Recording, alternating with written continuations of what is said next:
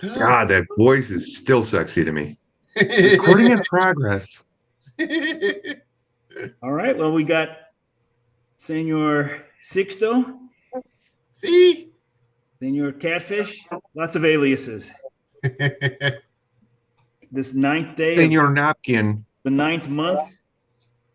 Oh, wow. So, Boy, the fucking season flew by, huh? Really did. And it feels like now that football's here, it's not going to get any coverage. I watch MLB channel to get it, but, everyone Yeah. stops talking about baseball today. You know what really suffers from the football season starting is all those kids that got called up in the last week of August. It's like, hey, I got my shot, and then nobody's watching. Exactly. Like more tickets for their family to take up, right? Yeah, there you go. it's actually case in point. The Mets had Brandon Sproat came up, Yep.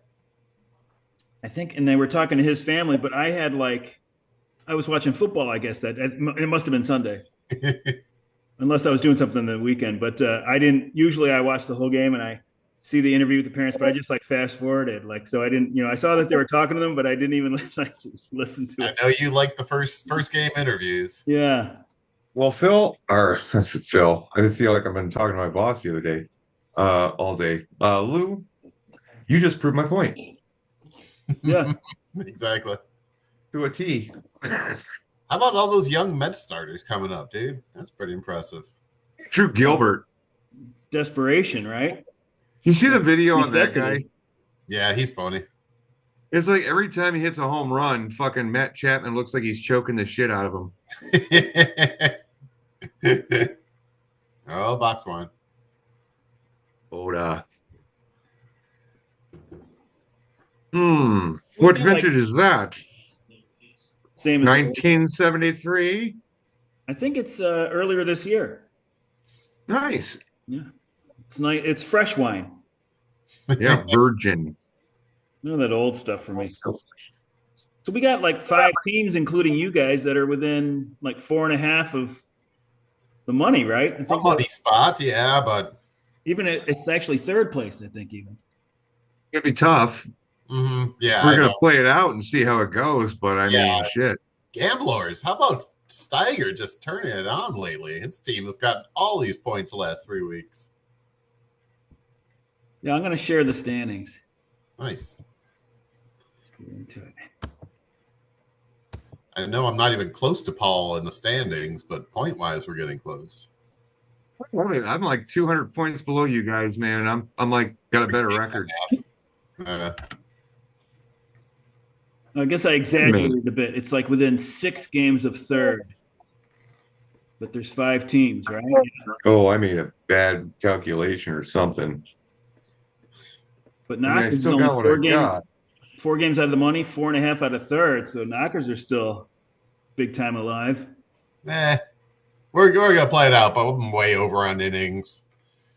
So I don't know. I don't know what the fuck. I thought I had Chris at 349, 359, but I must have fucked something up. Yeah, I was at 440. Whatever.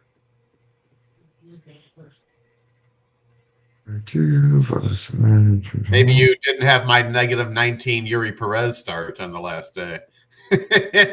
Yeah. Oh, dude, don't tell me about negative starts, man. Look at my Sunday. Chandler. I had 2 of them last week. Bubba Chandler and Yuri Perez. Dude, I had 3 on the same day. And it was Sunday. I was fighting for fucking position and shit. And then I fucking had 4 pitchers going on Sunday, and 3 of them went negative as fuck. And then one of my relievers at a -15. That was Palencia. It's a rough day. Fuck. All the way back to the 3-3. Could have been worse. I pounced on Ryan Helsley a few weeks back. I was like, cool, I got him. And then I dropped him this week. I was like, oh. Yeah, he's having a rough go. I'm surprised you didn't keep the Mets starter. Yeah, the Mets aren't going to do anything unless a lot of things happen. Their bullpen is not reliable. I mean, beyond Diaz, I guess, sort of Diaz. I mean, he had the bases loaded, nobody out, and he got out of it. it's fine right now. As we've all learned by now, as we're old men, that we pretty much know the 6 NL teams that'll make the playoffs, right? Oh yeah, they're going to make it, but Yeah, it's going to come down to who's playing the best and who's healthiest starting the are they going to playoffs. get bounced quick? I mean, they've got starting pitchers besides the young guys Yep. that aren't doing crap. Senga's down in the minors. Mania pitched tonight. He allowed 4 quick runs. He did settle down. David Peterson hasn't done well. I mean, like they're not getting it. You know, they were like the top ERA starting staff through like May or something like that. Mm-hmm. And I remember thinking at the time, I was like, well, there's no and way. then Mania and Montas, yeah, we're gonna have too many arms. Yeah. You know, there's no way it's going to last. I was thinking of like Griffin Canning. Well, he got hurt anyway, but there was just guys that you just knew weren't going to continue to. What happened to Blackburn? Is he still in the bullpen or is he pitching? Paul Blackburn? Didn't they have him too? He's either hurt or gone. They released him or he's hurt. I can't remember which one. I think they might have just released him. I think so. But even Trevor McGill was down in the minors, and I was like, oh, cool, maybe he'll come up. Tonight, he pitched like 2 innings, 5 earned runs in the minors. You know, I was like, oh, man, there's no help on the way. I mean, but they've got these 3 young guys. That's more than you could usually ask for. That's fun, too. When you have 3 young guys going into the playoffs, imagine having those guys lined up. Yeah, but not pitching in the playoffs. I mean, that's a lot to ask, you know? Yeah, why not? It'll be fun. It's your new, what was it, Syndergaard, Harvey, and DeGrom, right? Oh, yeah, jinx them. Let's say it's the new Paul Wilson, Jason Isringhausen, and who's the other guy? Bill Pulsifer. Pulsifer, yeah, that's right. I love this. Isringhausen had a good career, but it wasn't as a starter. Mm-hmm. And Wilson never did anything. And he was the stud, and he's the one that did the least. Back then is when we thought that you couldn't teach velocity either, remember? Yeah. Either you throw it 100 or you don't. Or maybe we have it all backwards and everything's wrong. I'm sure you feel the same way about the Cubs. Like, I just have no idea. The Mets could any of these teams could catch fire and do well in the playoffs. But would I be surprised in the slightest if the Mets get bounced? You know, the first chance. I mean, like, yeah, they could definitely get bounced. But I guess think the Cubs playing the Mets in the first round and one of them losing and the other one going on to make the series. You know, and neither one would surprise me. Because I think that the National League just has a bunch of good teams, and it wouldn't surprise me if any one of them got hot during the playoffs.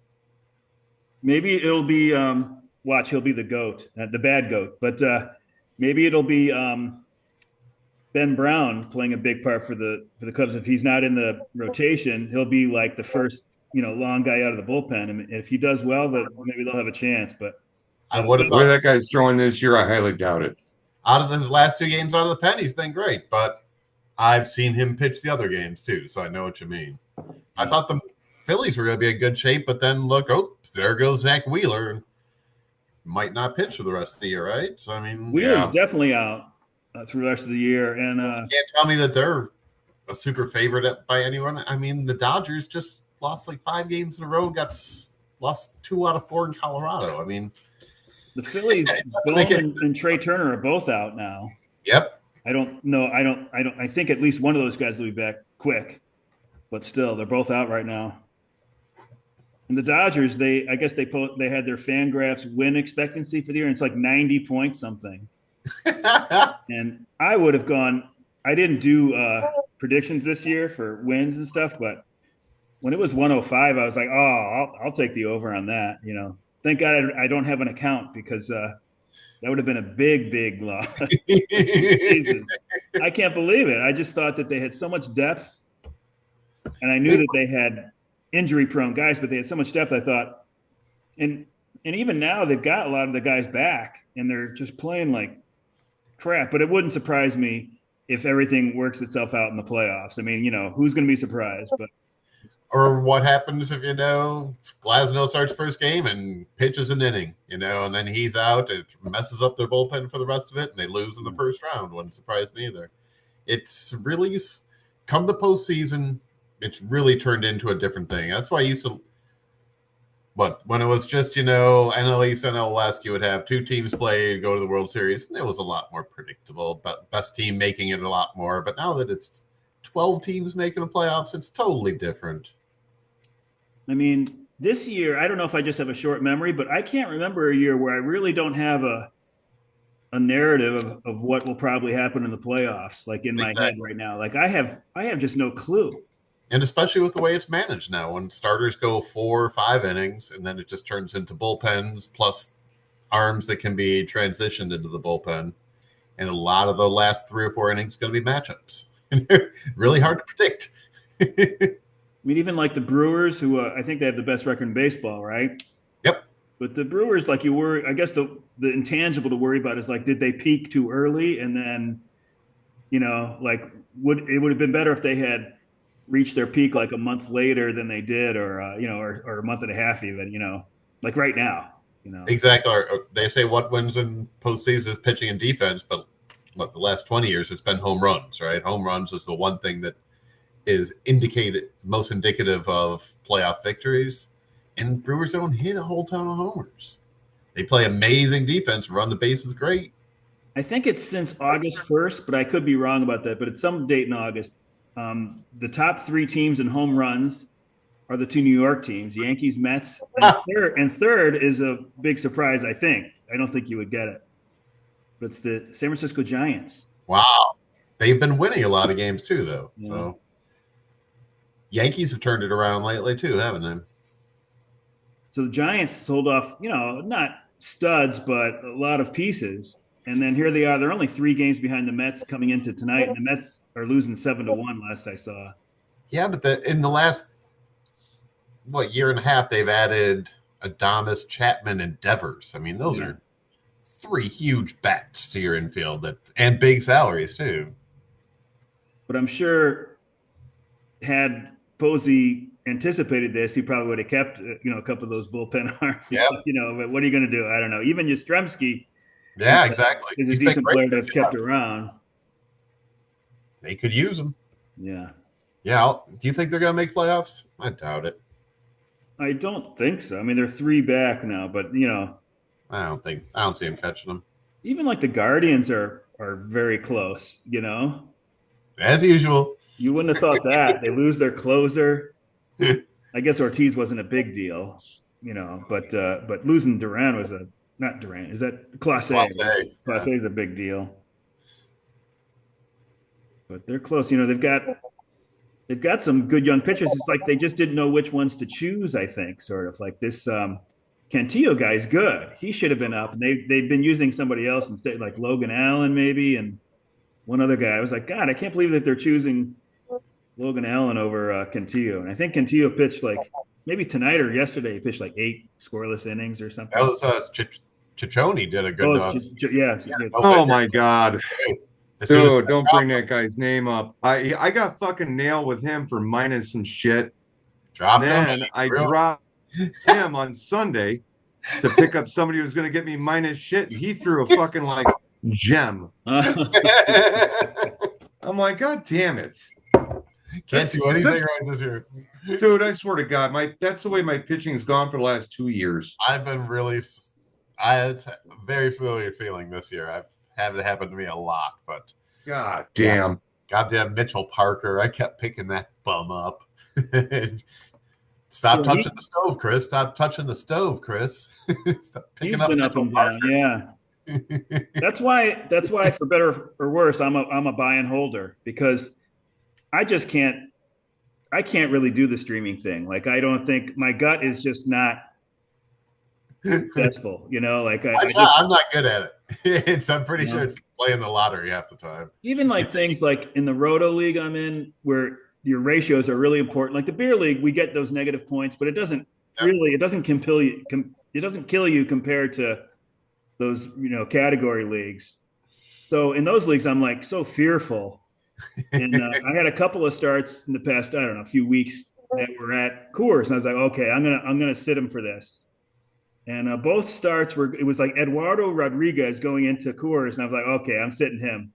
And he pitched fine, like it was like 5 innings, 1 run. It was a good start. I can't remember. It would have been better than that. I think we've all had the same schmugs. Yeah. We just trade them around and pass them around like that, like it's I party. How many teams this year have rostered Bo Naylor? Have either of you had Bo Naylor for a couple games? No, I never had him, but I everybody's had had Naylor. Brandon Fod for a bit. Everybody's had fucking Patrick Corbin. Well, I had him for a couple starts. I picked up Bailey. Remember when I picked up Bailey Ober for a start, then traded him to you, Lou, for like a couple dollars. And I told you, yeah, I picked him up for a Kansas City start. He's supposed to be good. Then the Sunday, I saw Bailey Ober's out there and pitching against KC, so I picked him up again. Yeah, I didn't keep him. If I got him, I didn't keep him. No. Yeah, I grabbed him again for another KC start, but wasn't enough to help me this week. The 4-2 is good enough for this team. Good enough. Yeah, you both got 4-2. I got the 3-3. I was hoping for better from this team, but I had a real I was in fortunate position week. to get like a 5-1 or a 4-2, and then my pitching fucking fucked me. Your Sunday pitching. Oh God, man, it was terrible. I think I went negative in the pitching. I'll Yeah, you had like 20 innings too, or something. 18 innings and negative. Yeah, it was ridiculous, and I was like negative points in the pitching side. Hold on a second. It was Cubs are up 3-1. all right. I had Severino go. He got me 6 points, 5 innings. Patrick Corbin, 14 points, 5.2 innings. Tanner Gordon, -7, 3.2 innings. Joey Wentz, -17, Yeah. 2.1 innings. Then I had Adrian Morajan, who got me 6 points, thank God, on 2 innings. It got me a whole, just 2 innings. And he's But then Daniel Valencia, -15 in 0 innings. At least he didn't waste any innings on you. So I had wait, look, 1, 2, 3, 4, 5, 6 pitchers pitch, and I got -13 points. It's so bad. Over how many 46 innings? for my offense. Like, fuck off.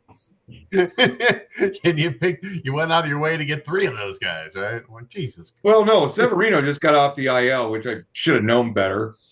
Patrick Corbin, I picked up. Tanner Gordon, I picked up. Joey Wentz. Joey Wentz was not supposed to pitch that day. They wanted to give Strider an extra day, so they pushed him forward. And he got rocked. It's like a stupid idea. Dummies. Well, the Braves. How many of those guys have been dropped by the daddy since that Black Oh, Sunday? dude, usually when that shit happens, man, they're off my team. Like, go fuck yourself. Go fuck somebody else's team over. Morione, walking papers. When's the last time the Braves had to play out the string? They're not used to this, you know. They're just playing out the games now, like any Mets or Cubs fan can relate to. But it's got to be 5 years since they've done that, right?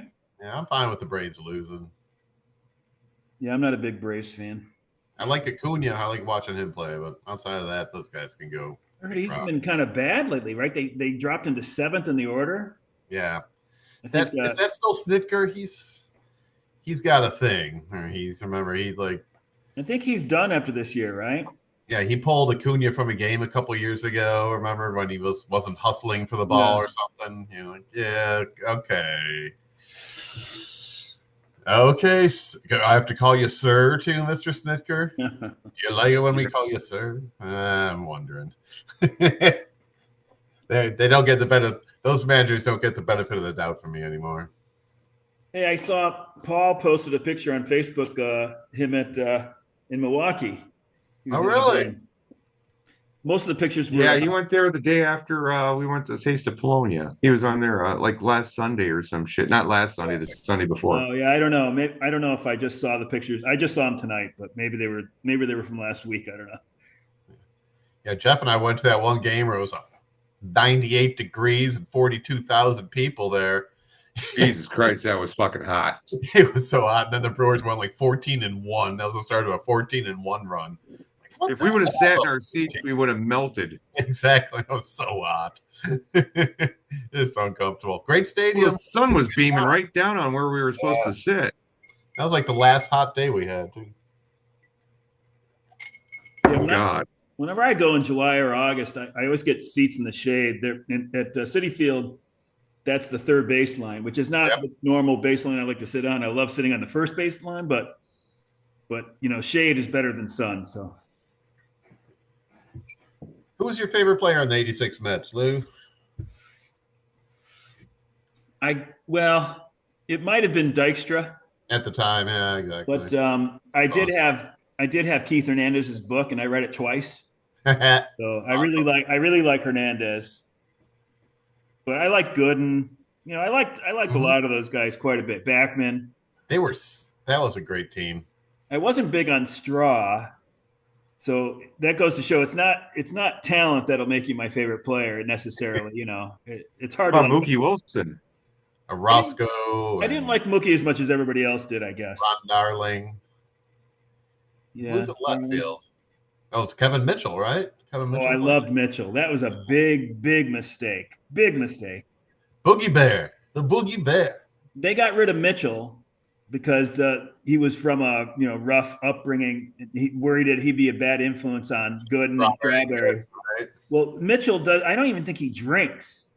Mm-hmm. And here you're keeping him from Strawberry and Gooden. I think that they can find bad things to do on their own. That was and they did. They didn't need Boogie Bear to show them how to do it. Yeah. He was MVP in '89 too. I mean, I didn't know he was going to be that good, but I really liked Mitchell.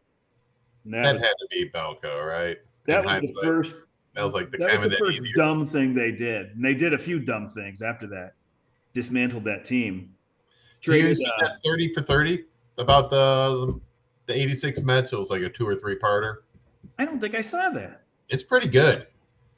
It's really good. And Gooden is totally upfront about everything, and he's like, yeah, I remember just like doing a lot of cocaine that night, and then like being at someone's house when the parade starts, and we're watching the parade. Oh, that's heartbreaking. Like, and he's like, yeah, I guess I'm not going. I read a book where he talked about that. I don't know whose book it was, but so that night he spent the night with these people he didn't even know. Yeah. It was just a drug house. Uh-huh. And then he kept thinking, okay, it's getting light out. I got to go soon. And then pretty soon it was like too late to go. And he's missing it's just heartbreaking. It's his own fault. So it's not like somebody did something to him, but damn, that's just terrible.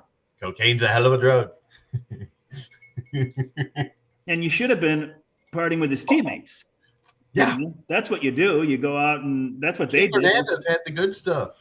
They stayed up all night. They went to like Rusty's Steakhouse, and and Hernandez went back to his apartment. He said he probably got like maybe an hour of sleep, but that's fine. You're at the parade, but that's terrible.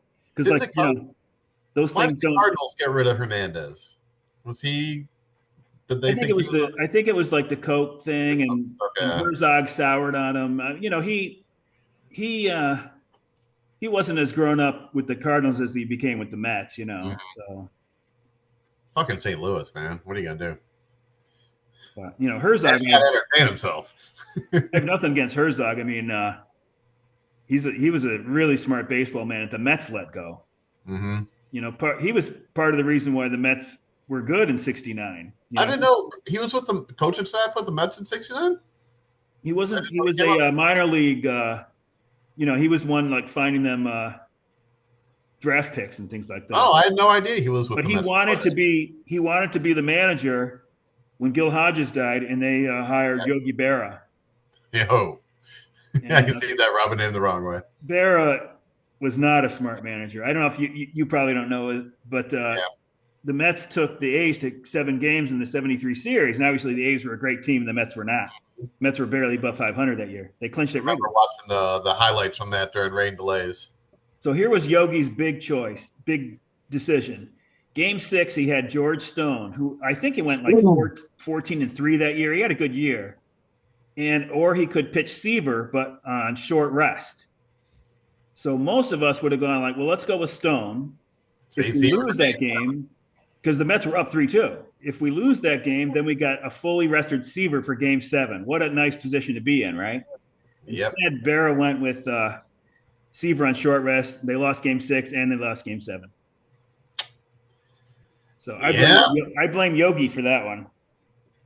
And I bet you Herzog wouldn't have done that. Good point. Good story, too. I got a guy. Dead or alive? Oh, he's alive. All right. So I'm going to give you 5 clues. You get 10 chances to win. All right. Ah, And we just I give you 5 clues up front, and then we cut the amount of questions in half. perfect. So he's a Hall of Famer. That's 1. He's won a Cy Young. That's 2. Well, I've also told you he's a pitcher. If I told Yeah. you he won a Cy Young, he's That's- won a World Series. That's 3. He's a 6-time All-Star. That is 4. And he spent his entire career in the National League. That is 5. He just won one Cy Young. Tom Seaver. He just won one Cy Young? Nope, that's 1. He He just, just won 1. Just won one. Okay. Yeah. Okay. Can't be Seaver. Tom Seaver. And is that a second question? No, I'm not gonna. That's clarification. That's clarification.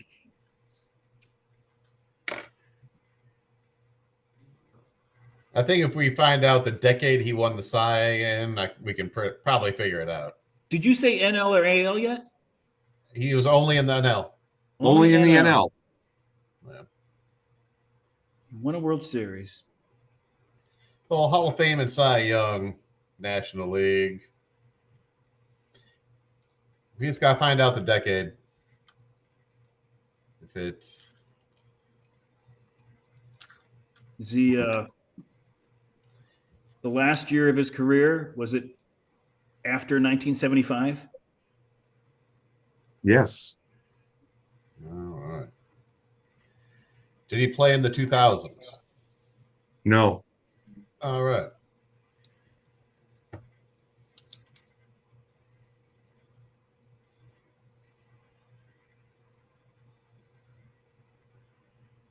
Did he play in 3 the 80s? questions. Did he play in the 80s or 90s? You got to be specific to which one. How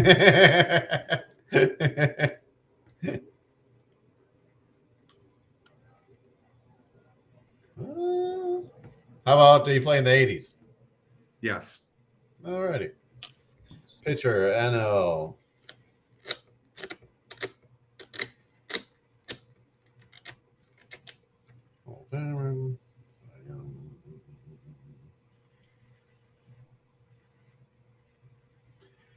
He only won one Cy Young. He's in the Hall of Fame. That's a lot. It's not Steve Carlton, right? He pitched. Is that a question? He Nope. won. No, he won more than Pitched in the American League. He's on the White Sox. Don Sutton, maybe. What do you think of that? He pitched both. Oh yeah, he pitched some Brewers. You're right. Pitched the Angels, Dodgers. Not Nolan Ryan. Because he's a big loser and never won a World Series. Nolan Ryan, big loser. I don't think those Cardinals pitchers made it to the Hall of Fame. Can't think of one. Joaquin Andahar, John Tudor. No. The Mets didn't have one. Well, who won the World Series? Let's see. Phillies Pittsburgh. won in 80. Cardinals, Mets, Dodgers. There we go, Fernando. No, he's not a Hall of Famer. He had to win more than one Cy Young, right? And he's not a Hall of Famer. Someone around there, though. I don't think I knew that. Reds or Dodgers, one around there. San Francisco won one, right? Quake series. San Fran. The Reds lost to the A's, right? They didn't win one, did they? No, they swept the A's. Oh, they swept the A's. Jose Rijo series. Who won 2 games. We need a Hall of Famer. It's not Jose Rijo. Not Tom Browning.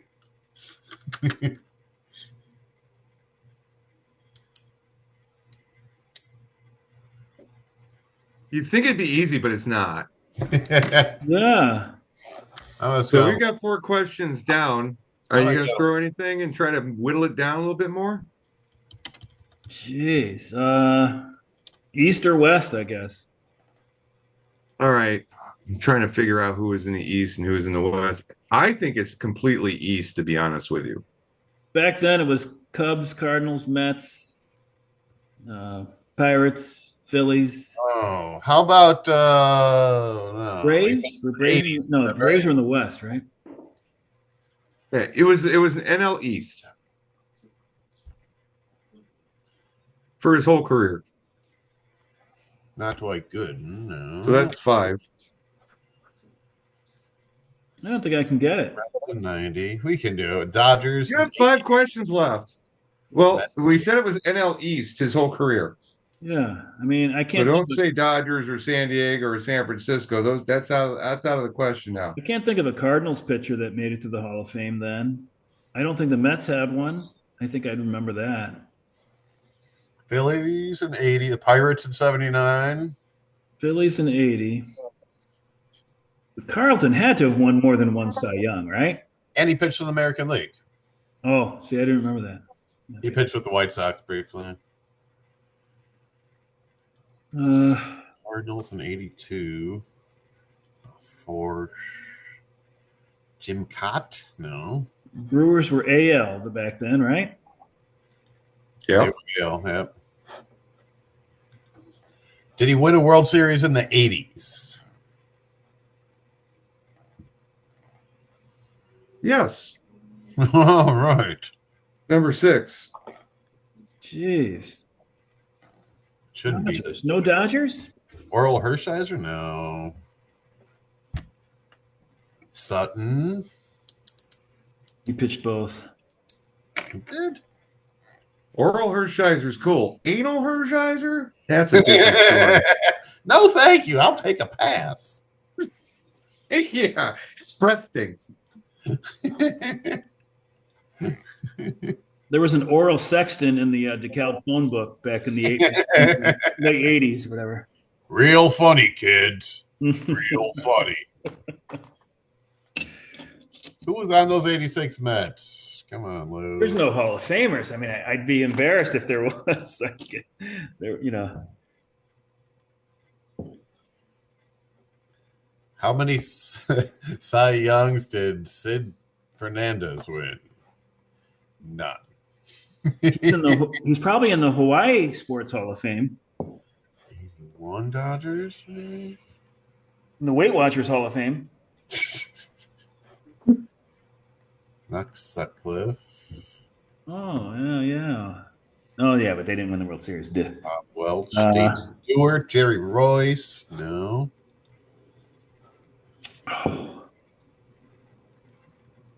I'm stumped. Guys got 4 questions left. Narrow it down even farther. He won a World Series in the 80s for a National League team. That National was the East. number 6 question you asked. Yes.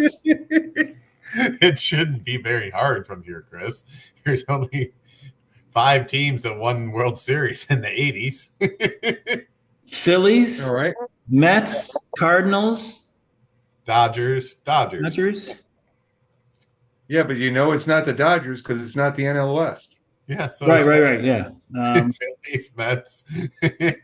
Reds were in the West too, right? So Yep. can't be them. Phillies, Pirates, Mets, Cardinals.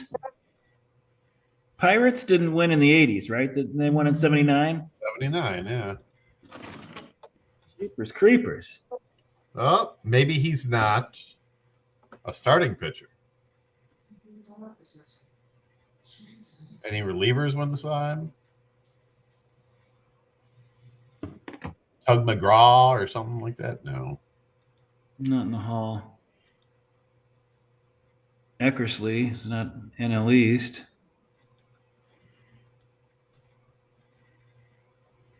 I guess I'm just stumped. I'm going to give up. Yeah. You got 4 more questions. Start narrowing down. Ask me about what team he was on, or ask was he on this team? Do that. You can't just give up after 6 questions. Just 6 questions. Was he on the Mets? No, that's 7. Was he on the Phillies? No, that's 8. So he's on the Cardinals? Yes. Oh, That's 9. Who's the Hall of Famer? Bruce Sutter. Fucking A. Goddamn Bruce Sutter. Was it Suter? Yep. Hot wife, huh? Dude, I was just like, God damn, guys, come on, think outside the box. You keep going after starters here, man. Duh. Yeah. See, you were about to both give up, and you got the 9 questions, and then you guessed it. Well, I was giving up. Chris got it. How many relief pitchers have won the Cy Young? That's why it was hard. Yeah. You had Waite, and there's not a lot that are Hall of Famers either. Waite Wilhelm, Dennis Eckersley, and then lately there's been more. I know. If you look at it, he was drafted. Won it. Mark Davis won it. Well, no, I was talking about Hall of Famers.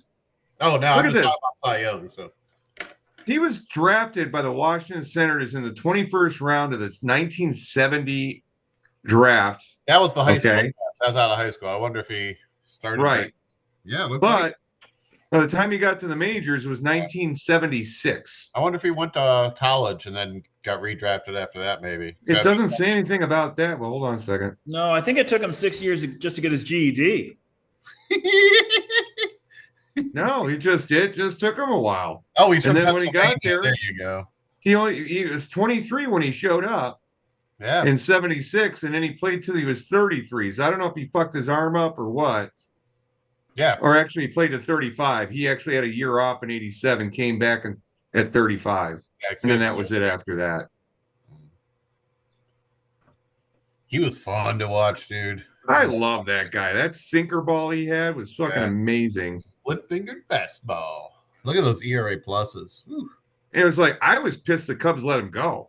They traded him for Leon Durham. Yeah. Durham and Reitz. Ken Reitz. So here's the predicted. And Durham let that go right between his fucking legs. Never forget that shit. That was did anything else. That's all. That was Bill Buckner before Bill Buckner. Yeah, a lot of people fucking gave Bill Buckner for shit like that, but fucking Leon Durham kept the Cubs going through the World Series. Leon Durham became a huge Bill Buckner fan that night. Sure shit did.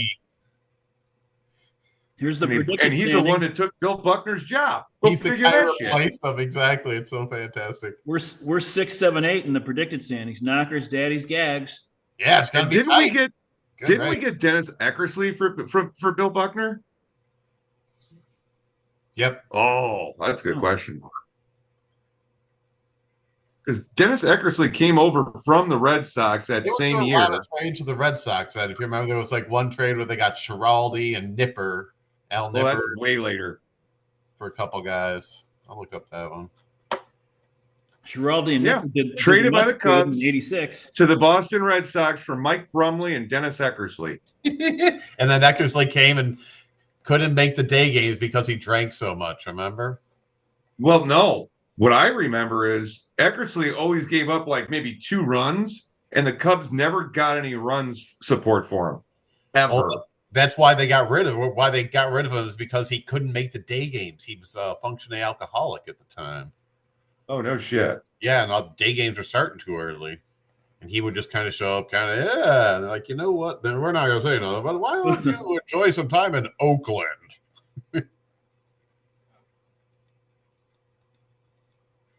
Well, he came back to St. Louis and then Boston his last year.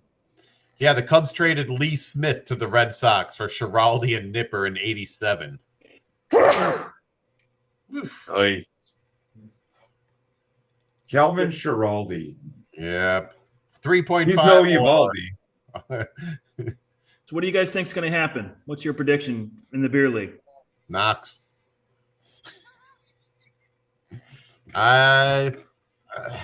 Model still has weight by 3. Phil's going to hunt them down. Was it? It's hard not to think Phil's going to hunt them down. I think it's going to come down to points. I think they end up with the same fucking record. Same record. That'd be fun. That's exciting. Phil just always hunts people down at the end. It's hard to not hear the jaws. So many trades throughout the season. How could he keep it going? Yeah. We say it every year, and he does it every year. It's incredible. Yeah. Let's see his innings. Wait's in a good spot with innings, and Satch isn't bad either. So the innings look okay for both of them. Satch a little over, but he's less over than most teams. Wait's He a little really over. turned back his innings over the last couple months. Yeah, he did that pretty damn successfully. Both those guys. Mm-hmm. And then games. Satch is under. They're both under. So games and innings probably aren't going to matter too much. I guess the slight advantage to Wait, but not bad. It's not like. But we've seen this movie before. We've lived this movie. Oh yeah. He was bent ahead and it's like, look at Mel. Here comes Phil. Oh boy. Here we go again. I think that best case, worst case, it was like Phil had to be within like 6 or 7 games, and Last week. He's only 3 back. So no, with 18 to go. So he's well within the range. It's going to be fun last week. Yeah. For us just watching. No stress. Gambler and Bizzotti have been very successful in like streaming catchers. Mm-hmm. Yeah, lately Bizzotti's gone. Norm pointed out that 4-20. Hack went 4-20 after having 420 points last week, so he's on this 420 thing. Bizzotti's also only gone 4-20, so he's really dropped. That's appropriate. 420 for Paul. Yeah. So, well, according to the innings, B.E.E.R could have some trouble down the stretch because they're the most over. I think they're 85 over. Yeah, that's the highest. So, how about that Hunter Goodman? He wanted to be in a hell of a pickup. 26 catcher for a catch up. Yeah, he's got 30 homers as a catcher. Yeah, I think that maybe I was already committed to catchers, but I don't know if I realized that he was going to qualify a catcher or something. I don't know. I certainly didn't. No, good move. But if you've got a guy that can hit, and he's in Colorado, and he qualifies a catcher, it's probably a good guy to get. You think somebody else would have noticed it, but yeah, good for him. Jesus Christ. Did he not qualify a catcher from last year or something? I don't know what that was about. There's a lot of things to pay attention to. Yeah. Colson Montgomery hit the shit out of the ball, though.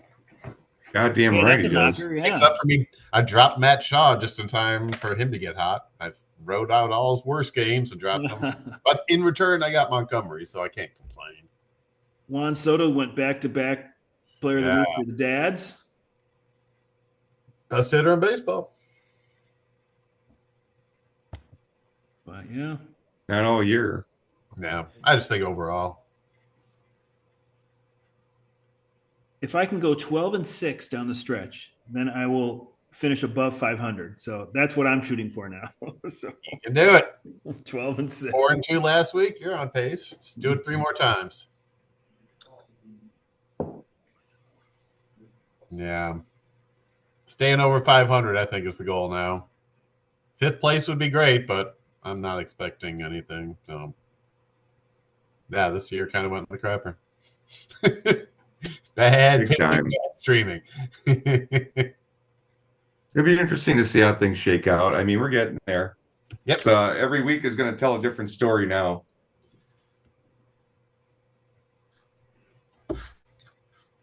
Well, I'm hoping that Mike will hold on. It'd be a great story, you know. Mm-hmm.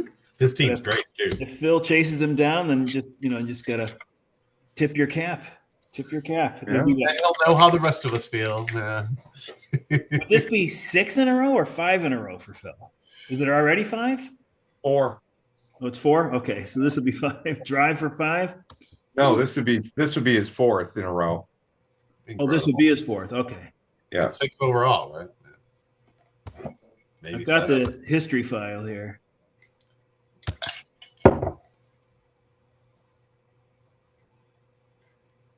So we can see Chris. This is Chris's 30th season. This is through last season. We got a special patch on our jerseys this year. So 16 money finishes out of 29 years, 21 out of 29 above 500, 500 and above, I mean. Yeah. Oh, it's actually, you're missing 1 year of data, like some of us that played in 2004. Didn't really happen. Yeah. Only Norm has data for that year, which is just his championship. But yeah, let's see. The last four. Yeah, Phil. So it's 4 in a row. This will be 5. This will be 5. He's already got 4. Oh my God.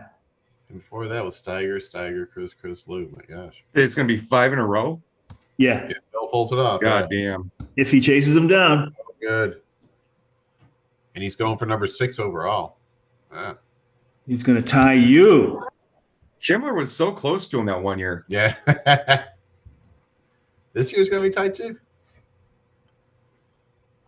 Yeah, Kindler lost by 1 game. 2023 ran away with it. Oh, look at this one. Half a game or 1 game? This one 1 game, and the next year was 3 games. Jeez, I didn't realize Kindler came so close 2 years in a row. Always the bridesmaid. In Larkin, it was 2018. Back to back. 17 good all years. Yeah, the last 2 good years. Yeah, Chris and I watched the 2015 last day together. That was such a fun day. You had a nice stretch there. From 2015, second, first, second. That's pretty nice. It wasn't too bad. That's when Mike Trout was playing baseball. Even before then. Put Mike Trout and Mookie Betts together, you could do all right. What is this? 4th? Mm-hmm. And then next to last. And then first. But you had this year where you came in second, I thought. Yeah, it was just last year. Okay, yeah, you would have gone last to first. But you were 10 games last to second. So it wasn't that close, I guess. Jeff joined the league, 2007? Finished, below 500, and then he wins it his second year. He's like, piece of cake. No problem. Then he finishes in the money. Oh, that was in the money back then. Below 500. I finished second both times you won, Jeff. Oh, damn. Yeah, leave me alone. Money. Stop being so good. I would have had 2 more. Yeah, too good. That's why I've only won twice in how many years I've been in it. Twice in 18 years. You've won the same number of times that I have. And I've been in it at least happy there, Lou. I've been in it at least as long as you. The commissioner's usually supposed to be distracted. I'm not the commissioner. I made the joke like Bob, it's like Rip Van Winkle. He wakes up and he goes like, "So how many times have you won the league?" I've been gone. Or like maybe it was like, it was like Sean would be funnier because I hadn't won again. So Sean comes back in the league after like 17 years and I hadn't won it that whole time he was gone. Steiger's won it twice since I've been in the league. Lou, you've won it once. Twice overall, thank you. Yeah, well, yeah, I get that, but since I've been in the league, I'm saying. I got to point that out. So Mike Lanzu could win it in his second season, just like Jeff. Well, I think didn't Phil win it in his first? Yeah, I think he did. Yeah, but we kind of fucked up the whole process of expansion. Yeah. It was too kind. That's why he won, damn it. It was a fluke. I don't know if that was it. He didn't need any help, though. We learned that. After watching what he's done the last 5 years, I don't think that was it. Well, we got our lifetime win percentages through last year. Oh, nice. Jesus Christ. Number 1. Kimmler's number 2. Second in victories. All right. Gags are 3rd. Larkin 4. Sean Stone 5th. Right behind Lou. I like that. That's Normie, good. Doug had a nice stretch too. Doug's team has come on strong the last month. Yeah, it has. Tiger. So this will be different. Mike is the lowest active win percentage through last year. He'll jump up. He'll jump up quite a bit.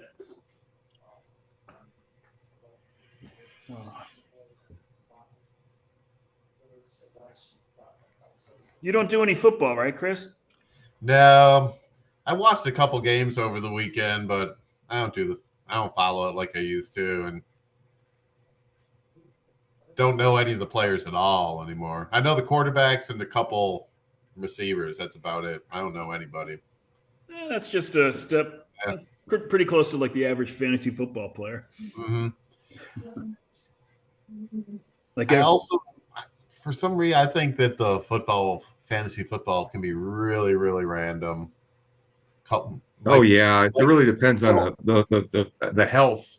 Yeah, and like most sports, the injuries dictate a lot, but in football, there's just so many injuries, and it's just you can just throw off your whole season.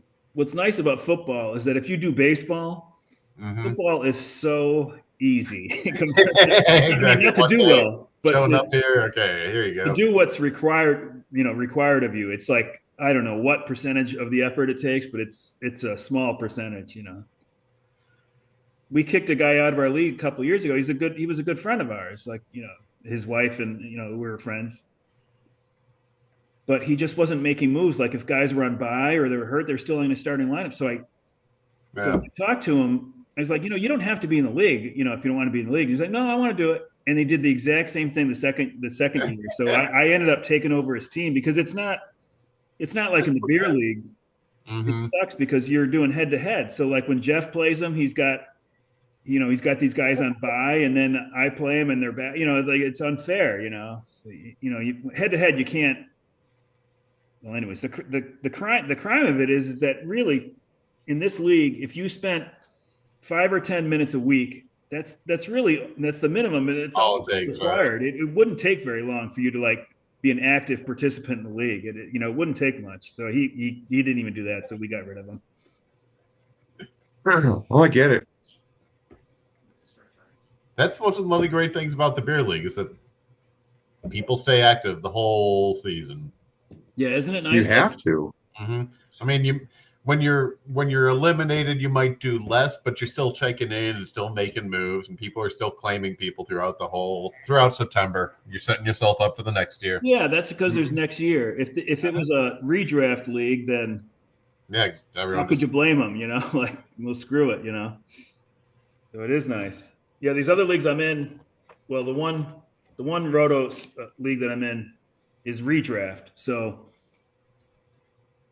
I've got 97 in 10 categories in a 12-team league, and the last place team is like 37.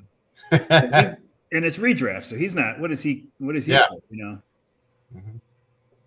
But that I'm league, really enjoying the Roto leagues you set up too. By the way, that's been fun. That league has a 75 transaction max for the year. Mm-hmm. So I'm at 71, I think, right now.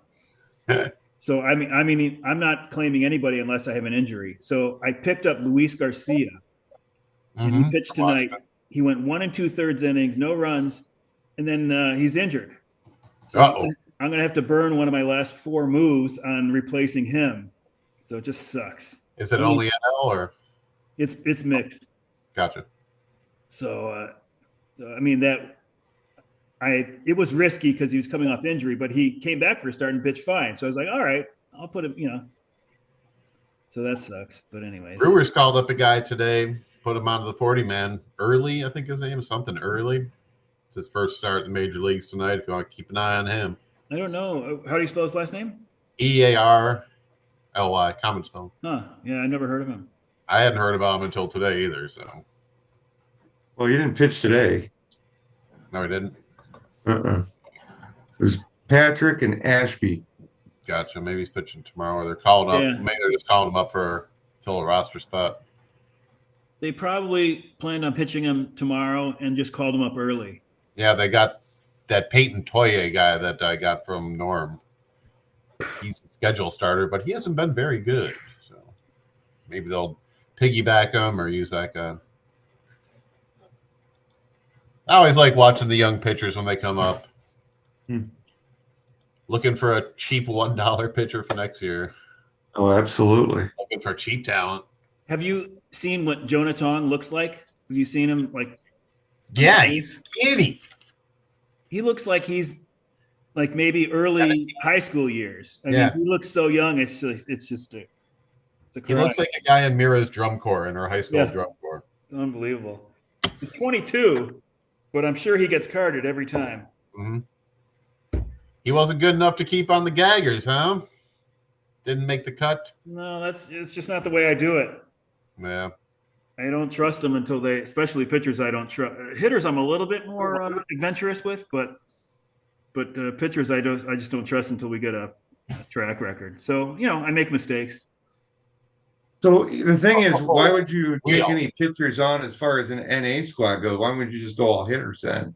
Because his ETA on Fangraphs, even like the day he got called up, was 2027. Oh. They screwed me. They were up by 2 years with him. I mean, I guess they I was hoping he wouldn't be up here. Well, that's what Slow burning it, huh? I'm hoping that the guys will get. I take guys that are ETA is the following year, so in the hopes that like I could trade him in the off season. To get some for him, yeah. I hate having to trade him with a gun to my head, but this one was even worse because it was after the deadline, so there was just nothing I could do.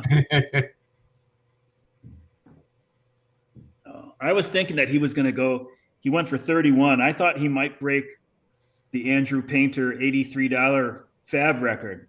What did Casey Mize went for a lot this year too, didn't he? Yeah, I think Something so. maybe. Yeah, decent amount. Oh, Connor Early, he was Boston's starting pitcher. Yeah, that's what I meant. Oh, they said Milwaukee. Oh no, I'm sorry. I think you did. Oh, he's pitching tonight. Yeah, 9:05. Keep an eye on him, see if he's any good.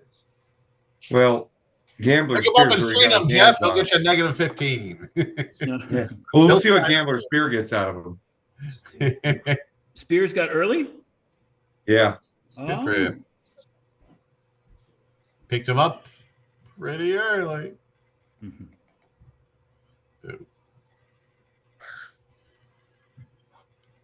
Yeah, all the guys I traded for at the trade deadline traded away guys I have no plans for next year. And I got guys. Can we get off this screen? Yeah, sorry. The guys who I picked up have been terrible. My God, Yuri Perez got rocked 3 times. That Peyton Tole guy got rocked. Everybody. Oh, well, it's been that kind of year. At least I didn't pick him up in hopes of contending. Peyton Toley, was he the one from Boston? Yep. Yeah. Mm-hmm. Okay, the first game he pitched was pretty good. The His second first game he 5 got innings rocked. were great, and then he lost all the points in the 6th. I think he Oh, won with 6 points over 5. wah, wah. You had And to the pay the next 6 game was Yeah, negative 6 3. inning goal. That's the biggest tease ever is when you think Yeah. you're getting 15 points, and then that last inning he's in there, he gives up 4 runs, And no outs. doesn't get a quality start. Yeah. I've had a couple times where the goddamn Yahoo. Stephen Vogt lets the Indians pitcher or the Guardians pitcher when they had Ciccone 6 shutout innings. He puts him out for the 7th and he gives up 4 runs. What? Now he's down to 6. What are you talking about? I thought we were going for 25 here. The worst is when the guy loads the bases, they take somebody else in, and his first pitch is out of the fucking park. You just gave up 3 runs for me. Thanks, bud. Yahoo's got to change that algorithm because they shouldn't give that quality start until the guy's out of the game. Yeah. Because Exactly. I've had that. I'm like, woohoo, 20 points. And it's like, All what this happened? extra. Wait a second. He already had 20. Oh, jeez. So not Yeah, only you get the give you negative, win ahead of time. Yeah. not only you get the negative points for the earned runs, but they take away the quality start too. It's like shit. It's so vicious. Negative Hey. 9. And I lost the 6. Oh, 15. Those points. those runs are his responsibility. Though he put him on base. I'll be right back. I'm gonna take this dog out. Ooh, ooh, ooh, ooh. Is he talking about Frankie or is he talking about taking a pee? I don't know. So how are things, Mr. Larkin? Doing all right. Doing fine. Staying busy. Diane's in Atlantic City. Oh, really? She likes to gamble. Oh, that a girl. No, she's One-armed bandits. she's down there for a convention for work. Gambling. She works at casinos. They have Professional gambler. they have some sort of gardening. They do like they do like a lot of buying Oh, cool. at this thing. So she's there tonight and tomorrow night, which I don't mind because I watch the shows that I can't. Like I watch Last Chance U. You ever see that on Netflix? It's about No, what is that one about? junior college football. Oh, cool. And for some reason, I really enjoy this free watching. Yeah, so I try to pick out all the like I watched Quarterback when she was in Chicago a month ago. I watched the second season of the Quarterback show on whatever that is on. Stuff that she's just not going to say yes to, like we can watch Friends together, Sopranos, Breaking Bad, those kind of things. She's not going to watch any sports stuff. Chris and I like the same type of shows and the same type of movies, but we haven't seen a lot of movies lately that we're really even interested in, to be honest. You got to see Spinal Tap this weekend. We're going to... or next weekend, maybe. Yeah, on next Wednesday. No, tomorrow. We're going to a screening at a theater by us, and then after the screening, they're having like a question and answer with the cast and the writer too. Wow. So, yeah, that's tomorrow night, 7:00 at a theater by us. They're going to stream the interviews afterwards. So I don't think they're coming to Durham. Mm-hmm. So that's the advantage of living in the big city, Well, it's not even in Chicago. It's in my suburb. I mean, I know that Chicago theaters it's a big thing, and I'm sure they're doing it in Chicago. But yeah, this theater picked it up too. So they should put Puppet Show and Spinal Tap on the market. Exactly. It's supposed to say streaming service. We have a state agricultural fair in our town, and Styx is playing this year, and I'm thinking like, what a big thrill for those guys, right? Like we used to play arenas, and now we're playing the Durham Fair.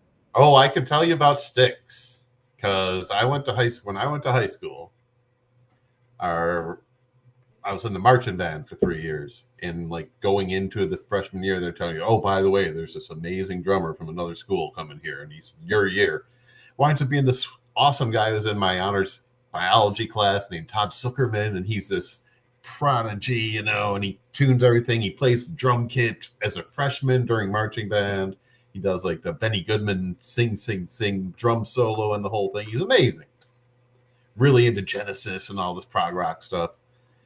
So he winds up always wanted to be like prog rock drummer. He becomes, after college, the drummer of Styx. Wow. And he's been the drummer ever since. But starting this year, my daughter Mira's in marching band. This year, they're doing The Grand Illusion by Styx. So I reached out to Zuckerman on the Facebook and said, hey, I haven't talked to you since high school. I know, but I saw you were playing Styx, and my daughter's in marching band, and they're going to do one of your songs. So I sent you a video. He's like, that's so cool, dude. Fantastic. Please send it to me. I'd love to see it. So we're in the process. I think they played one show so far, but probably the second or third show I'm going to record or get it from the band director and send it over to this dude who was just a sweetheart of a dude. Will this guy be playing in Durham? Yes, he will be. He plays every show they played for the last probably 35 years. I never go to the Durham Fair. Now that it used to be mandatory because the kids had to like go for school. They actually assigned some sort of. They had the day off school and they had like questions to answer and stuff. So mandatory, just so people are going to spend their money. So the last year that I went was the last year that the kids had to go. So awesome. Diane still goes. Everybody else goes, but I just stay home. Always some old retro 70s or 80s act, and this year you got Styx. I think it would have been Steppenwolf. Yeah, probably was at some point. Last year was 38 Special. Oh, now you're talking. They've had Foreigner. REO Speedwagon. They took our jobs. I just think it's like so funny that these bands. I mean, they're still making money, but it's like it's got to be totally unthrilling for them. I would think. I don't know. At least I would be. I'm sure it's a paycheck and it beats working, man. There's no insurance for musicians, dude. They have no insurance. I just watched a documentary on YouTube last night called The Allens. Mm-hmm. And it's about the family of Gigi Allen. Oh, Jesus. And his brother was actually in the band The Murder Junkies with him. He was the guy with the fucking, Hitler mustache and the burns, And it was just him talking with his mom and this and that, about this and that. They were showing all these old clips and stuff. I'm like, Jesus Christ, I remember all this shit. It's crazy. Gigi Allen was he was psychotic. Yeah. I used to have a DVD of his show he played at the Vic Theater. I gave to Dan Dan over at the Lemmings, let him have. I'm like, I'm not gonna watch this fucking thing ever again. What is them? What am I doing with this? I'm gonna have a child soon. I don't need Gigi Allen videos in my house. Get out of here. I've taped so many. Well, I guess it's just a couple of World Series, but that I've never watched. I taped the 2000 World Series, like Awesome. on the old VHS tapes. And of course, I can't bear to even since Game 1, I can't bear to watch it. And then the stupid Mets World Series, the same thing. After Game 1, I never want to watch any of that World Series. And then the 85 Bears or the 84 Bears that won the Super Bowl in 85. Right. I VHS that. Actually, it was 85 Bears that won in 86. 86, yeah. Oh, okay, that's right. So I've got that on VHS. Nice. So if I wanted to watch that from beginning to end, Find yourself I see all the old commercials and everything that went on. That's the most entertaining part of it, actually. I recorded like 10 years of Super Bowls from like maybe 1990 to 2000 on the VHS, just so I'd have all the good commercials, the whole game on the VHS. And I just put them in a box. I still got them somewhere, but once again, never going to look at them. It's going to be Mirror's problem someday. You don't even own a goddamn VHS player anymore. Diane hold it up to the light. Diane talked about that she worked that Super Bowl Sunday. The Bears played the Patriots. She worked that day till, I don't know, maybe at Walgreens till like 5 o'clock, and she drove home. She said you could not believe how deserted. There was no cars. Awesome. She was like down in Darien, and it was just incredible. There was nobody out. Everybody was home. It was cold or at a bar watching that game. Nobody's going to be driving during the Super Bowl.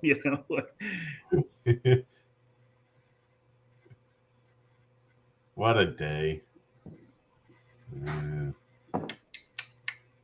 46-10, was that the right score? Something like that. Mm-hmm. I watched it in Syracuse, and that I didn't care who won. I hadn't been to Chicago at that point in my life, so I didn't have any feeling for them or the Patriots. I was just hoping for a entertaining game, which I, as a non-Bears fan, I didn't get. It was fun as hell as a Bears fan. They're like 8 out of 10 years. Like great. Super Bowls were just shitty blowouts for so long. That was one of the biggest blowouts, I think. It may as well have been 96-10. It was until that Washington blowout. The San Fran San Diego was 55-10. Remember that? Oh, that's right. Young and mid-90s. Right. Yeah. That was a rough one. 10 minutes into the game, like, okay, what we gonna do? Commercials, right?